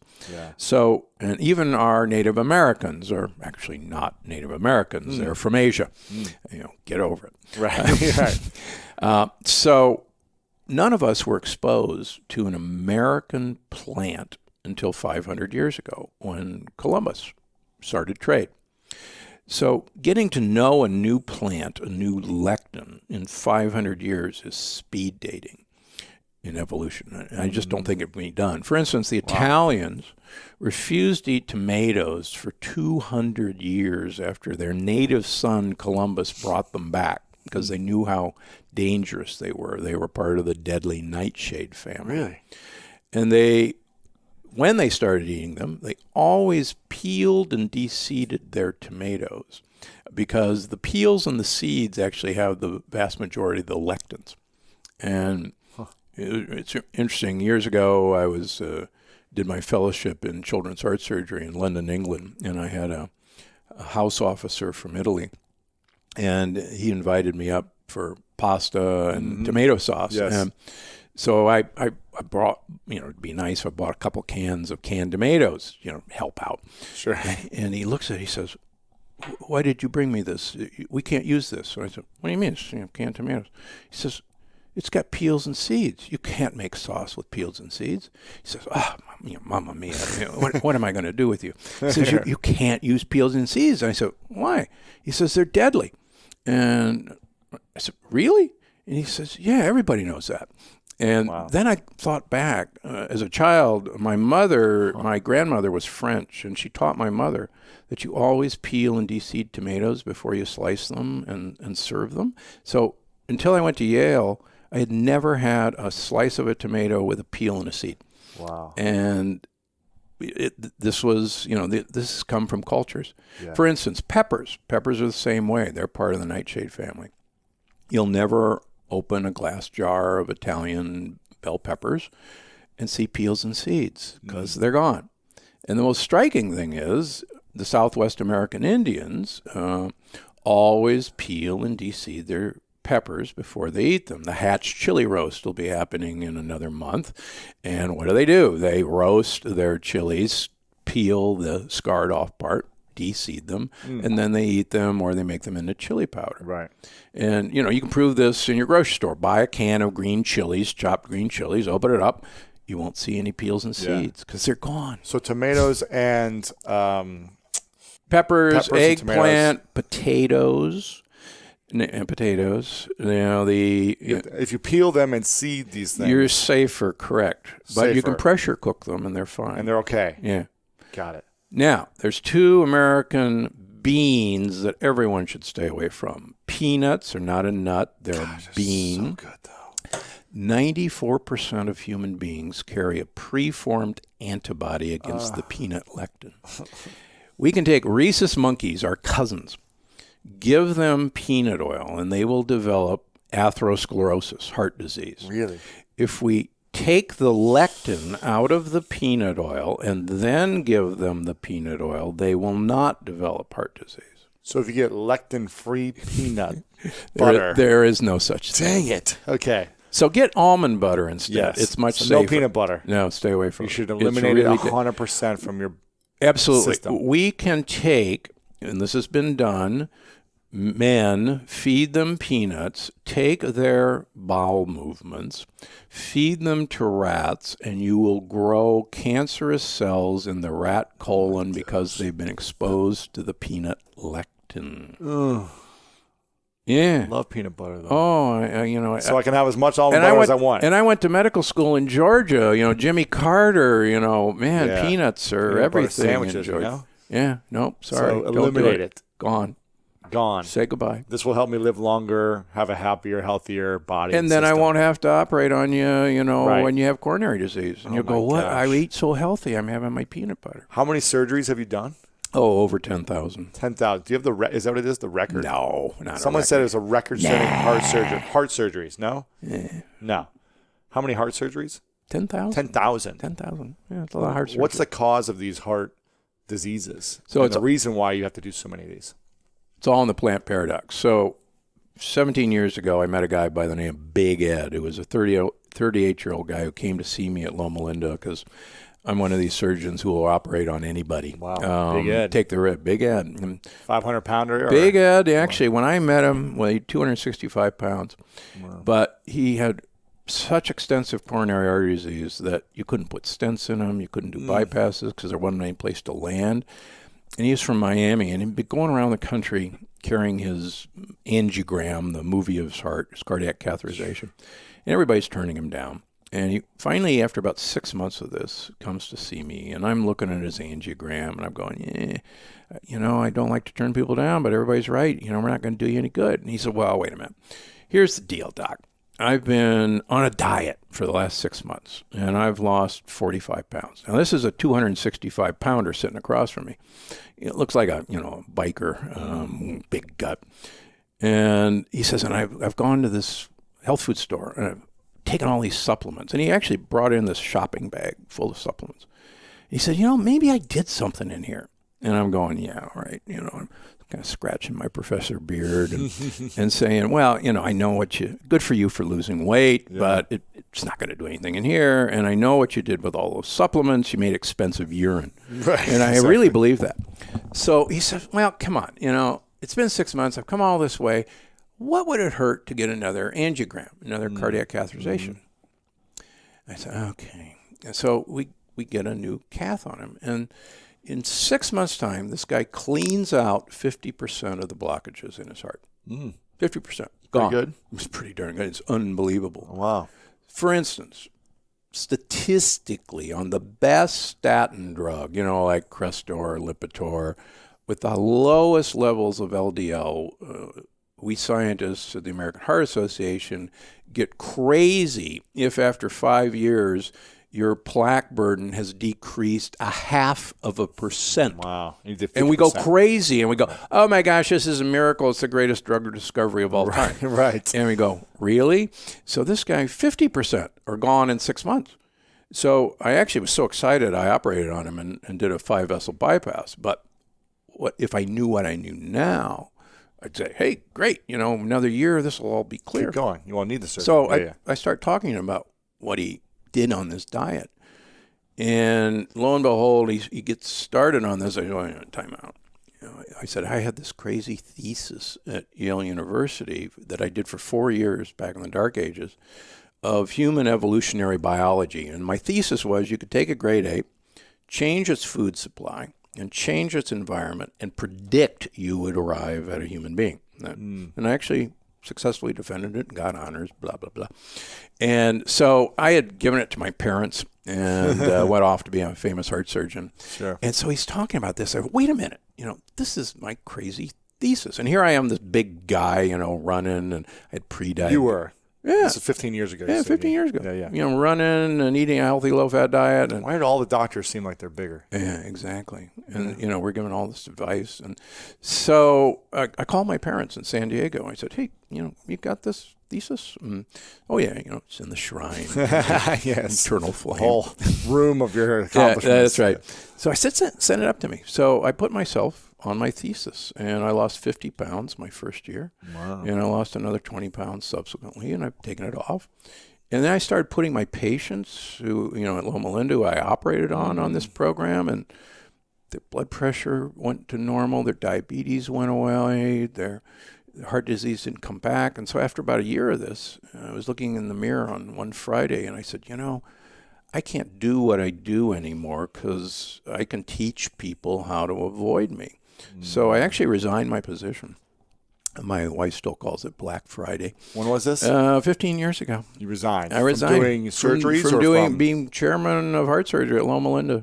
Yeah. Wow. Just because you felt like this wasn't solving the actual It wasn't solving root. the problem. It was just putting a Band-Aid on it. The surgeries. The surgeries, yeah. I was famous for 4-time, 5-time redo surgeries on somebody who kept clogging up their blood vessels. And it's like... You could fix them up, but it's like... Yeah, okay, they're going to be back in a couple of years. Yeah. So I set up an institute in Palm Springs where all I ask people to do is every 3 months, let me take about 10 tubes of blood out of you, and we'll send it to some labs. Have insurance will pay for it. Wow. And see what asking you to eat certain foods does, and asking you to take certain supplements that you could find at Costco or Trader Joe's does.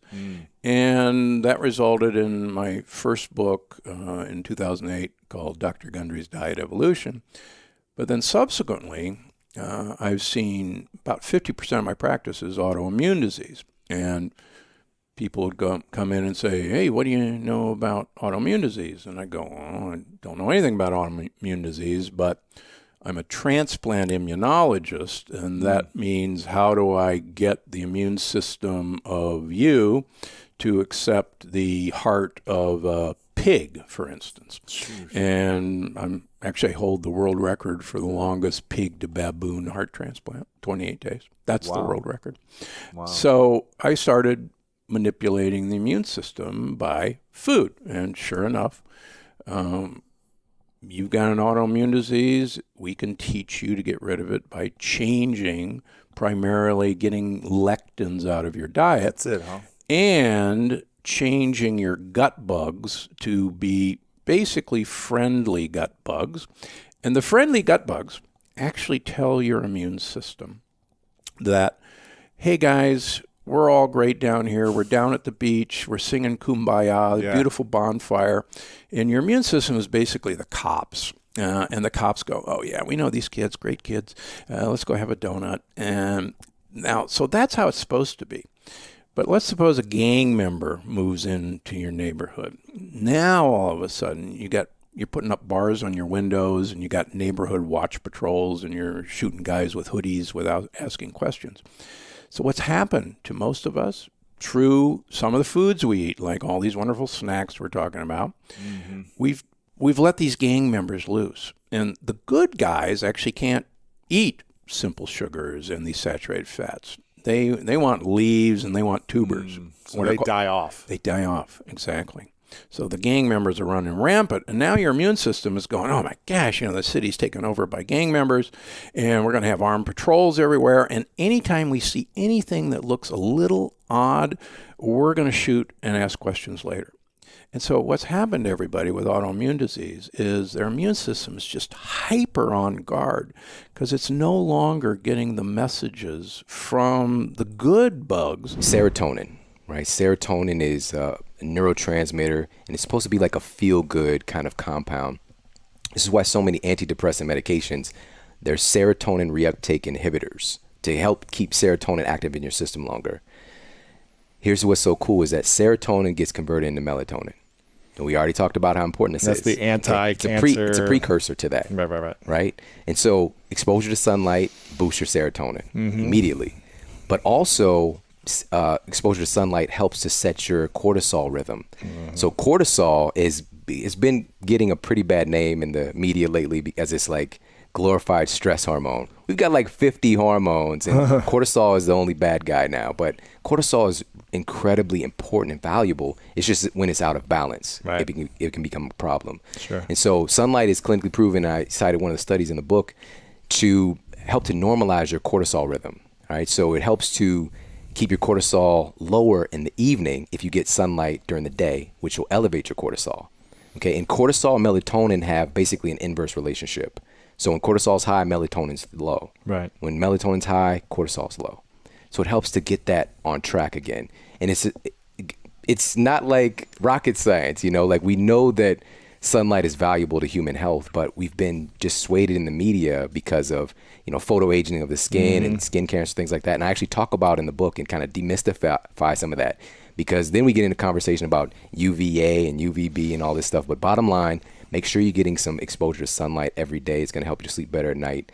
And this can also be through your photoreceptors, so through your eyes as well. And just getting light in the room, natural sunlight, every day, and that's going to help to kind of set your circadian timing. What if in Chicago in the winter and there's no sunlight or St. Louis and there's no sunlight for 3 months?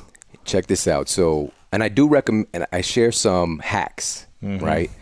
There are light boxes that are used clinically to help to address things like seasonal affective disorder. Okay. Right.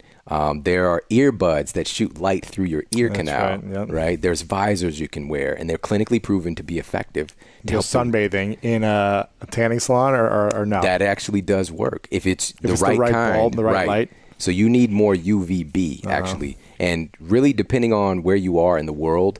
Pretty much the United States, period, is not getting UVB at certain times of the year. All right, so we want to be proactive with this, but understand it's not just the exposure on your skin is what I'm talking about. Your skin has photoreceptors that pick up light, but just the exposure in your in your room. All right, so making sure you have an office with windows, access to windows. There was another study done. This is crazy because some people work in like a cubicle dungeon. A dungeon, yeah. You know, and what they found was that office workers who were not exposed to windows actually got 173% less exposure to natural light, and they ended up sleeping 46 minutes less every night as a result of that. And they saw this correlation, which was so interesting. And they reported more physical ailments, less energy, and also a higher propensity towards diseases. Wow. Right? So this is super important. And even getting some exposure to sunlight on an overcast day is like 50 times more valuable than any fancy light you can get exposed to. But those things are great hacks for sure. There's so many things there. Of course. Okay, that was the first one. The second one, avoid screens before bedtime. And I think this is probably something that a lot of us are at a fault with. I know you're kissing that phone goodnight before you go to bed, man. Yeah, you know, I always tell myself, like, okay, shutting it off by a certain time and, like, not having it in the room and all these other things. But it's a challenge, man. It's definitely a challenge. Here's why, dude. Like, this is, with this book, I was able to dissect that because I knew that would be the toughest one of the 21 strategies. This one is the toughest because we're addicted.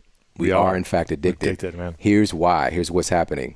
So there's this interesting compound called dopamine, right? And it was once thought that dopamine was related to pleasure, but it's not. Dopamine is all about seeking. It's driving you to seek, right? And so the internet is perfect for this because there's infinite seeking. Instagram is perfect for this because you're continuously going and just there's more to see. But every time you find, you get a little hit from your opioid system. So it's like a slow drip of drugs. Yeah. I seek, I find, I seek, I find. And you get looped in. And it's very difficult to break that pattern. Yeah. And everybody's had this happen where you're like, I'm going to check my Instagram for a minute. I'll check Twitter for a minute. Right. And then it's 30 minutes later, an hour later, and you're still scrolling. This is what's going on. Like our brain is hardwired to get addicted to stuff like this. And these awesome social media apps know how to manipulate our mind and to take advantage of that. So this is a call to take your brain back. I'm not saying I love this stuff. I absolutely love it, but it has a place and it's being more aware. Now that you're aware, you can catch yourself and break the pattern. So here's why it's an issue at night in particular. So there was a study done at Rensselaer Polytechnic that found that just 2 hours of your device usage before bed was enough to suppress melatonin secretion. All right. So again, you can pass out just being on it 2 hours before. You know, like that span. And so you can go to sleep or pass out, but that doesn't mean you're getting that rejuvenative sleep. So this is why a lot of people are sleeping 8 hours, but they're still tired when they wake up in the morning. Lethargic. It's because melatonin is suppressed because they're on their device right before bed. And it's this blue spectrum of light that's shooting out, kind of pouring into your optical sensors. What if you can stop that spectrum? Is there shades? So is there screen protectors? Is there glasses? There's all of those things. So now, is that okay then if you have the Band-Aid on it? It's a hack. It's not the optimal, but it's the better than. Yes. So absolutely, everybody today can get Flux F.LUX. Sorry, F.LUX, which basically cools off your screen. You know, pulls off that. Do you have that? Troublesome? Of course. So I've got on my. Do you ever see what it looks like, or is it just like a film that's like goes over the top of it? Yeah, so it's a cool app. It does this automatically. It's an app. Yeah. So you just download it on your phone. Yes, I exactly. gotta get this. Okay. Yeah, and it does this automatically based on your time zone. Oh wow. And the time of year, all that stuff. Amazing. So it pulls out that most troublesome spectrum of light. And so Harvard researchers found that it's not just light exposure; it's the color, and it's the luminance. It's the strength of the light. Yes. You know, so green light was like 3 times less impactful to your sleep than blue light in their studies. Wow. So cool stuff like that. So Flux, you can get the blue blocking glasses. Basically, they're like sunglasses. Use those too? With the orange tint. Yeah, I do. Yeah, I've when got you some watch cool TV ones. or something? Yeah, you know, like if you're going to stay up late and watch a movie a little bit later, you know, but the whole thing is to not make that a habit because these are, of course, you know, these are hacks. But the best thing is, and this is so important, especially for our audiences, you know, who are really about taking their life to the next level, and they're missing out on this key component, which is you have to find something that's of greater or equal value to the device. So people, you know, actually connecting with real people. A book, yes, you know, something like that, yeah. You know, playing games with your kids, talking to your family, have sex Exactly, there's yeah. other things that you can That'll do. help you sleep well. Yeah, I talk about that in the book too. But you have to find something that fills you up because that addiction is so strong. And that's really the best tool, which is to avoid the screens in the first place. Yeah. Okay. That's number 2. Number 3, have a caffeine curfew. So what time? I mean, here's the thing. I feel like I don't have that much caffeine, and I almost never drink coffee except for about a month ago. I started doing some intermittent fasting testing, and so I'll have Bulletproof in the morning. Yeah. It's like, what time is it? It's almost 2 o'clock. I still haven't eaten today. And but before, if I'd have like a cappuccino after dinner or something, it would never affect me. Like I never felt like, oh, I'm wired now. Like I could always fall asleep. Yeah. But I'm assuming that it still does something to my brain or my body, even in my system, to not allow me to fully rest. So what is the optimal time how many hours before you sleep should we not have any caffeine? Got it. And by the way, the hours before with the screen time, 60 to 90 minutes. That's all I recommend. So with the caffeine thing, you just said it perfectly. You can definitely go to sleep, but your nervous system can still be active because caffeine has something called... it has a half-life of about 8 hours. So if you have 200 milligrams of caffeine, 8 hours later, 100 is still active in your system. Wow. And so this can keep you out of normal stages of REM sleep and deep sleep. All right. So you can be physiologically laying down and think that you're getting 8 hours sleep.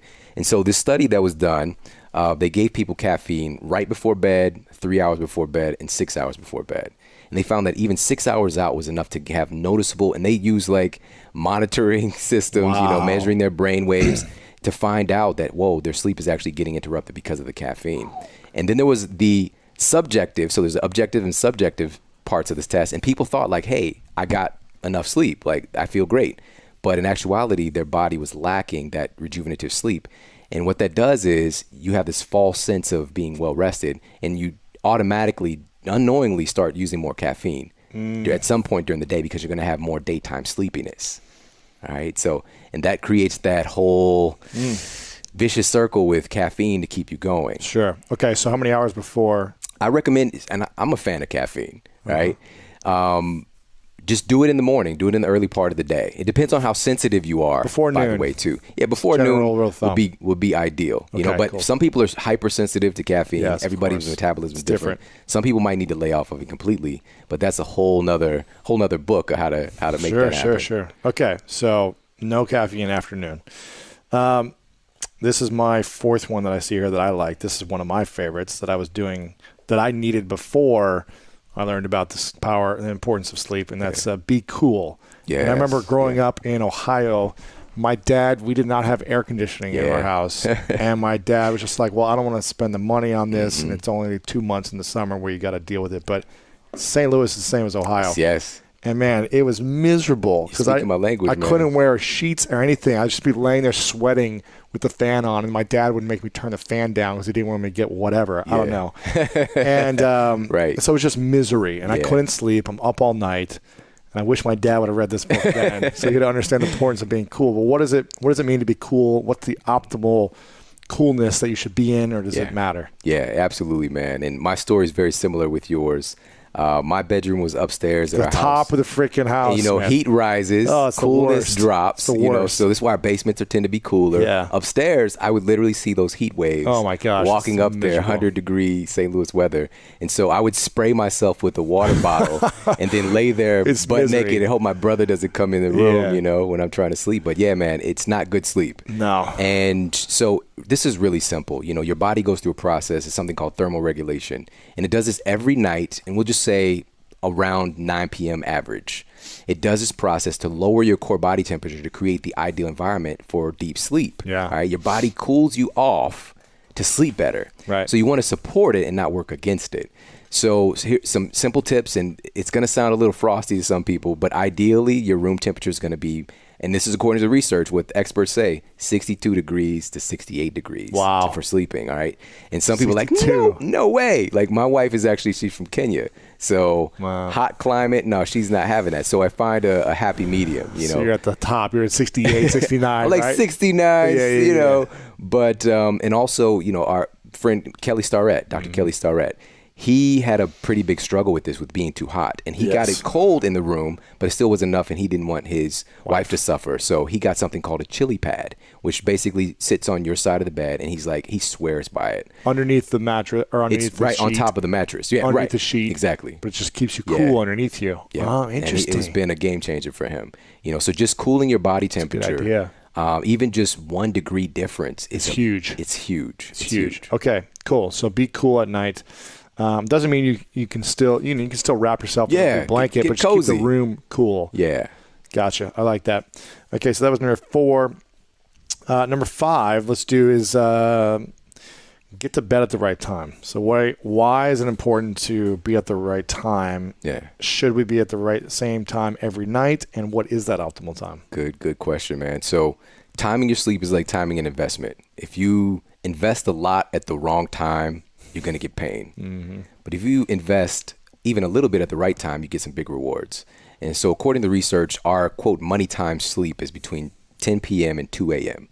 And why that is that this is when you're going to get your greatest increase of melatonin, which is going to help you to go through your normal sleep cycle, and the greatest secretion of things like human growth hormone as well. So more recovery, more anabolic growth and development. Between 10 and 2 a.m. That's right. Yeah. Is when you should be going to sleep, or that's when you get optimal sleep? Right. If you can get some sleep in that window, and some experts say that it's like twice as much value per hour. Wow. Right. So if you go to bed at 9:30, 9:45, and you're asleep in that window that whole time, that's the optimal time. Yeah, and people will notice this when they tend to get to bed a little bit earlier. It's just like, wow, I slept really great. Right. I see your face. You're like, yeah, that happens, but it rarely happens. And so that's the kind of money time window. But it's not about being perfect. If this doesn't fit your lifestyle, stack the other conditions, do the other things. Yes. Because the timing does matter, because your body's wired up to work with nature. Yeah. And only recently can we basically manufacture a second daytime.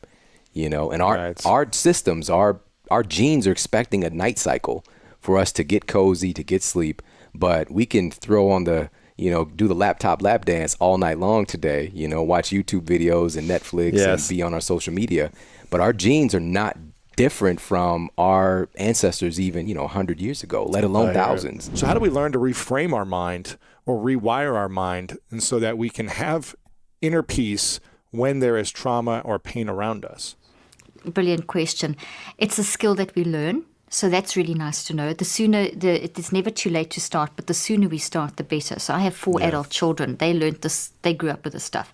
And as I've learned new things, they've been my lab rats. So they've been trained in, literally, and my husband. And they all work for me, by the way. They're either all amazing kids or messed up kids. Totally, yeah. We'll have to ask that question. Well, Dominique's my producer, so I think she's sort of doing okay there. But the biggest thing with the mind and managing mind, Lewis, is to accept that depression, anxiety, even the scary words like bipolar and schizophrenia, and then going to the more sort of things like that we can accept, grief, anger, etc. These are not illnesses. This is the biggest message that I probably have. The second biggest. The first is that mind is the source, and if you don't get mind right, everything else, you can read all the great books you want and go to all the great seminars and self-help, but unless your mind is right, you won't ever use that stuff. It's just data.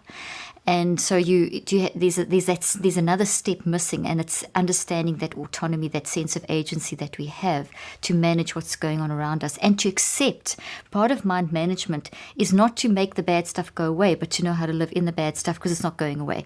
So despair, anger, depression, anxiety, these are all completely normal responses. In fact, they're very helpful. They're helpful messengers and warning signals, as opposed to being scary illnesses. They are not neuropsychiatric brain diseases like we've been told. They are actually responses. And because they are responses of our mind in the world, we use our brain and body to express them, because we've got the mind has to have the brain and body to build the thoughts, and then we use that to speak. We're using our physical to store what we've processed and to convert and then to speak. So obviously, if our mind's a mess, our brain and our body will be a mess. But because our brain's neuroplastic, and if we manage our mind, we can change our brain. We can change our DNA. Literally, that's what I've shown in my research. You can literally change your DNA, your blood markers, literally.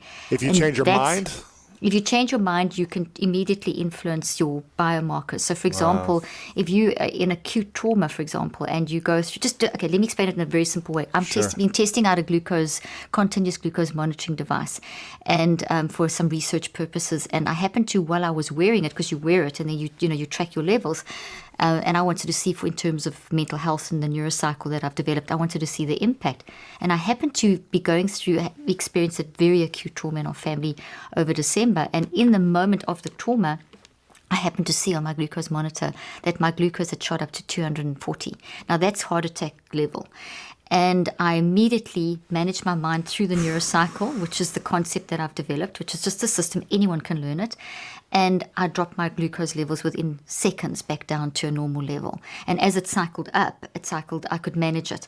And if glucose is at that level, your cortisol's shot up at that level, your DHEA is dropped, your homocysteines up. All that means is that your immune system is going crazy. Yeah. Exactly. You've got a cytokine storm like we talk with COVID.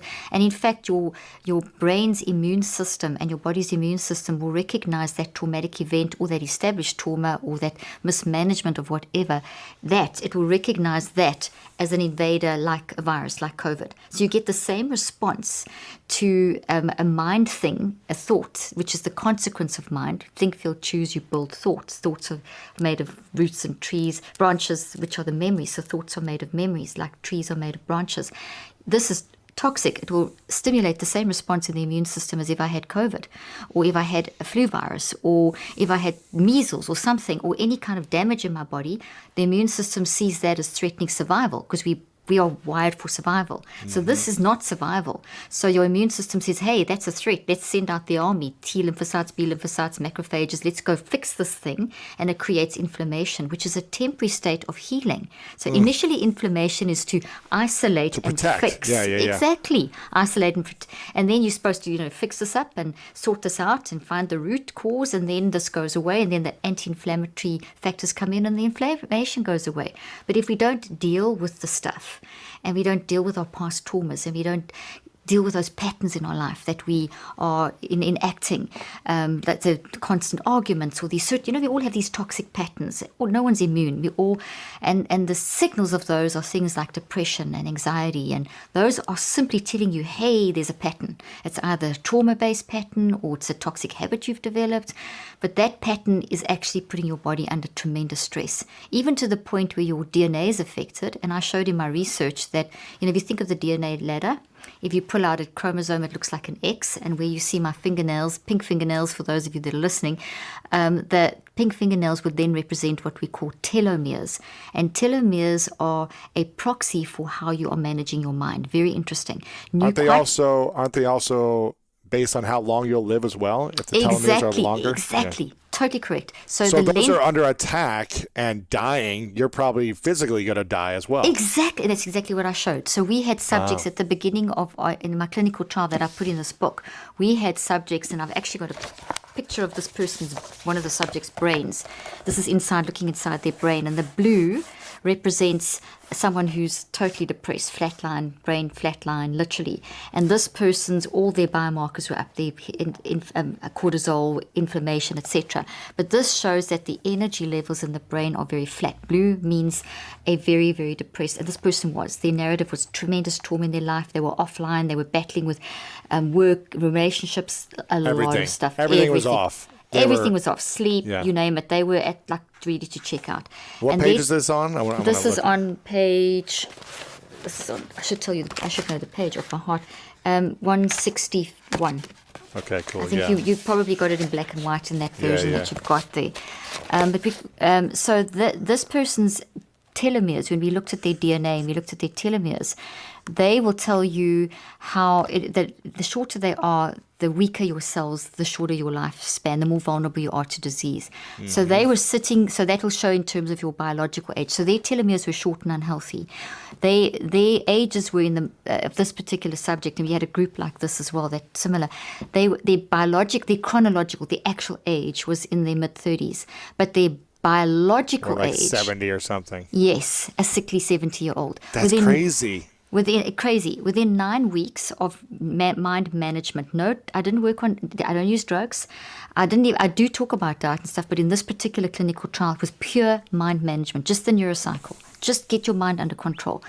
And that gray means that their brain stabilized, that the brain waves that they were actually managing. So here they were saying, I am depression, I am hopeless, all the biomarkers, DNA. Here they're saying, I now know why I feel depression. I'm not depression. I now know why. And depression is simply a signal of an underlying cause. It's not who I am. It's not it's not an illness. By 63 days, and these numbers are very significant, they were actually seeing behavior change in their life. They were saying, okay, so I know I'll still get depressed, but I know why and I know what to do.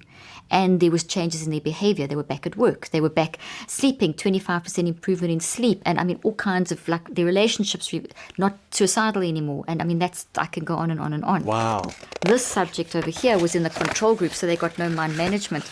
And what you'll see is a lot of red and a lot of chaos. And that red shows complete brain that is like a tsunami in your brain, which the biomarkers were terrible. This person's DNA telomeres were very short. And so with mind management, in 9 weeks, we showed how you can literally change your telomeres, which are your markers for aging and for health, mental health and physical health. And that's pretty unusual because most of the work on telomeres has been done around diet and exercise, which are very significant. It's all about leafy greens and plant-based. Exactly, which is significant. And also there's been some work on meditation, but there's been no, I think this is the first study that's been done on actually doing deliberate intentional mind work to change. And then we saw significant drops as well in inflammation markers and blood markers. But the biggest thing was their narrative, the person's story. So if we go away from the biology for a minute and we listen to the person's story, that person was offline, they were online, they were living again.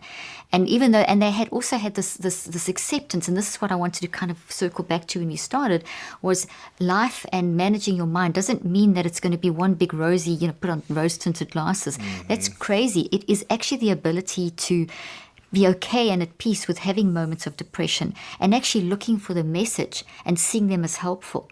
We have this really weird philosophy, which has been about 40 years in the West now, where we look at depression and anxiety and those kind of things as illnesses and neuropsychiatric brain diseases and as bad symptoms that we must suppress, like cancer symptoms you must suppress. So it's been lumped, or misery of life has been medicalized, to quote a brilliant psychiatrist, and Joanna Moncrief. So we've got to really watch out for that. But actually, the real truth is that those depression and anxiety are not illnesses. They are just survival instincts. It's telling you, hey, pay attention. There's something going on. You need to go and unpack. Something's not working. Something's not working. And it's manifesting as a pattern that needs to be addressed. And that'll block the greatness. So are you saying, did I hear you say that there isn't a mental health disease? It's more of just a pattern or something that we should be mindful of, but it's not an actual disease? No, it's not a disease. And I know this counters the current philosophy, but if you look at the science, there's a large body of science. In fact, if you interpret all the science around this field and you really look at what's being tested, you actually will see it's not they've been looking for the neurobiological correlates. So they've been looking for where in the brain is depression.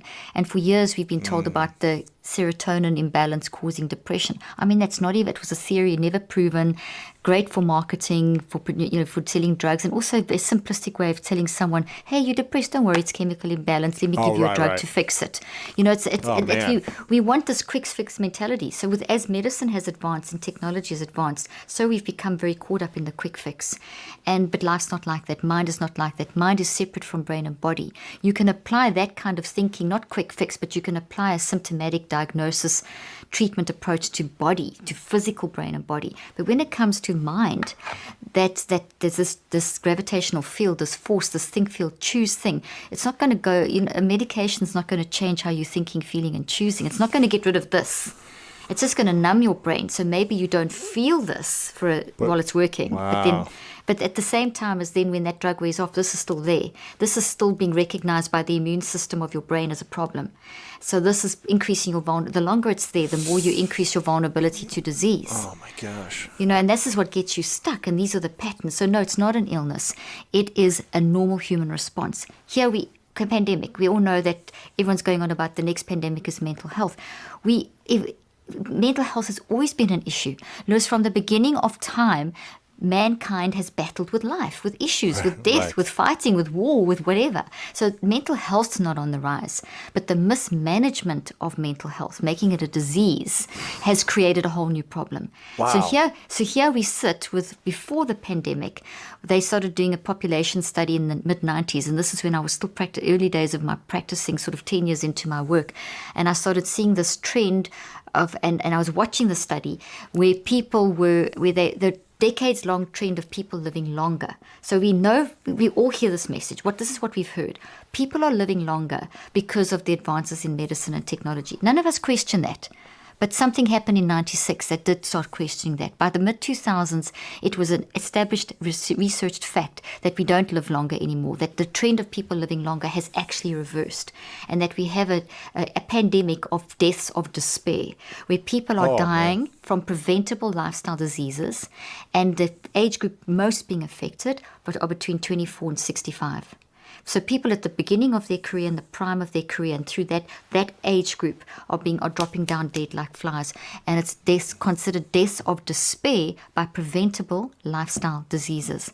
So we have to look at the lifestyle disease means that there's something in our body that's weaker. Why? Lifestyle, which is mind-driven. How am I eating, drinking, sleeping?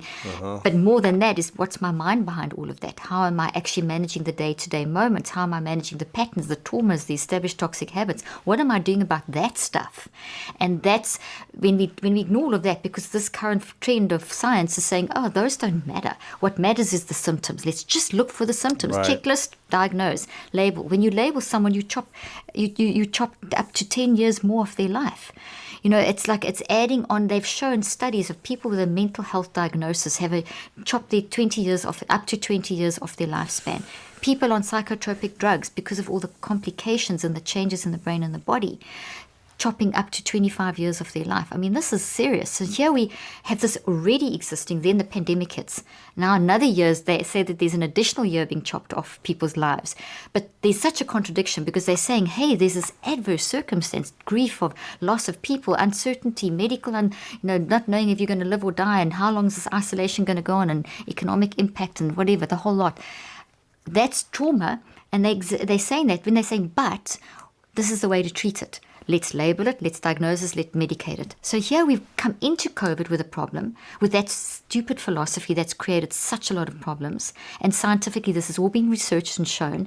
And now we've got the pandemic, and now they want to carry on that system that didn't work to this, which is going to make it even worse. So we've got to shift our narrative completely, and we've got to stop saying that mental illness is on the rise, and that there's 1 in 4 people on antidepressants who are depressed. 100% of people are depressed and anxious and concerned about this COVID pandemic. 100% of people in the world at some point in their life have and will be anxious and depressed and in grief and sadness and terror and despair and one of the others. A large percentage of the population, and I'm not sure of the exact percentage because no one's really done this kind of research, but estimates it's probably 30-40% of people will have extreme trauma from abuse, war trauma, that kind of stuff, where they'll go down the continuum to sort of the minus 9, 10, 8, 9, 10, if you look at a continuum of 0 to 10, 0 to minus 10.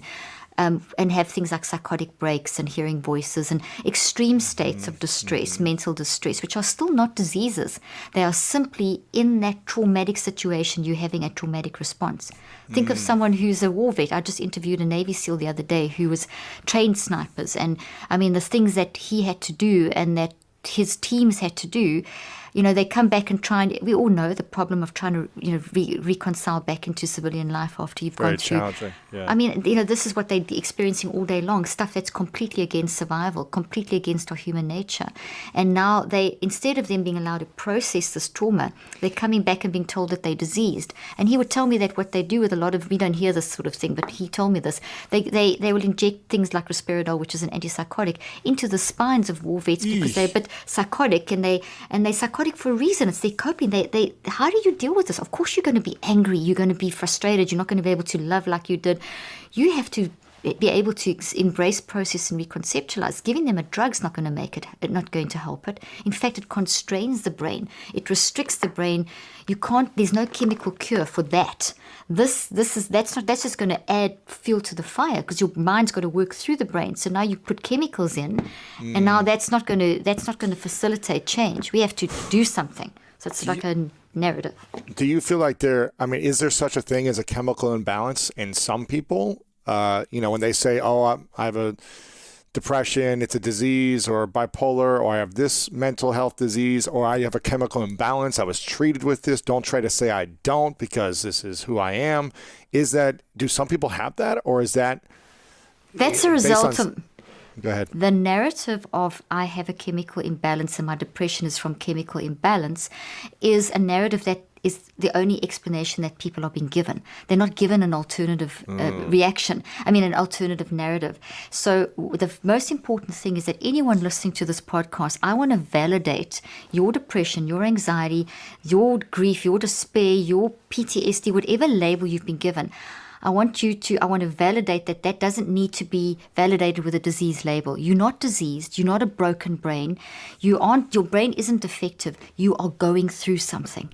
So you aren't something. You aren't that. You are going through something. You're experiencing something. You're experiencing something, and you've coped in the only way that you could cope in that moment. So it created this adverse response because it was an adverse situation, and you were just trying to cope.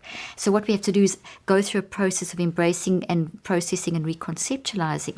So the important thing here is to recognize that chemical imbalance isn't the cause of your despair. The cause of your despair is what you've gone through and what you're going through, and learning not knowing how to manage it and how to deal with those thoughts that are driving you crazy, and those flashbacks and the trauma of the flashbacks and going back into those situations of the rape or the abuse or the war trauma or it will drive a person crazy. And that's not crazy in the sense of illness. It's crazy in the sense of your mind is like this erratic tidal wave around you, and it's going through your brain, and you've got these and your immune system and everything screaming out to you and saying, hey, let's fix this. So a disease label invalidates it. And for a moment, it might be nice to know, okay, well, there's a label to how I feel, because it kind of gives us feels like we've got a bit of control. So initially, that gives you comfort, but don't see yourself as that. It's better to say, I'm experiencing post-traumatic stress issues because of what I've been through versus I am PTSD, or I have the sickness of PTSD. Right. It's better to say, I'm experiencing symptoms of bipolar, these intense swings because of my whole story, than saying I have bipolar, I have a chemical imbalance. I mean, just researchers coming out the other day showed that we've got to stop saying this. The top psychiatrists that lead this field will tell you we've got to stop saying this, that there's no ways that serotonin imbalance, you can't even measure that. There's no genes or serotonin imbalance causing it. It's what you've experienced that's the cause. And then that moves through your brain and your body. So obviously your brain and your body respond. So we will see changes in the brain and the body. We will see neurochemical chaos, not necessarily serotonin imbalance. That's just one. Sometimes it's dopamine. And if dopamine's down, serotonin's off. And then anandamide's off. And then, I can give you a list of big chemical terms, and that's going to change every function in the structure of your brain and your DNA and your telomeres, and 1,400 neurophysiological responses are off. So, that's the response though. And that doesn't mean that you have this thing hidden inside of you, the scary thing that's controlling you. And that invalidates. If someone comes back from war, or someone's had a sexual trauma, to tell them that the depression or anxiety they're feeling is an illness is an insult to what they've gone through. But if I say to you, gosh, that's terrible, tell me about it. I want to hear your story. I want to support you. Your depression and anxiety that you're feeling is a signal that there's stuff going on. There's an origin story. There's a source. So can I listen? Can I help? Can I support you in trying to recognize the signals and go through the process to find the origin story and then to reconceptualize it? And that takes time. It's not a 15-minute appointment where I can give you a label. That takes time. It's also not the conditioning kind of treatments that are in place, that some of them work if they're used in the right place, but to try and put a veteran who's gone through something back into the situation, to try and condition them. You can't condition, you have to reconstruct. So it's kind of like an algebraic equation. X is the situation, Y is how you want to function for mental peace. So you've got X plus Y.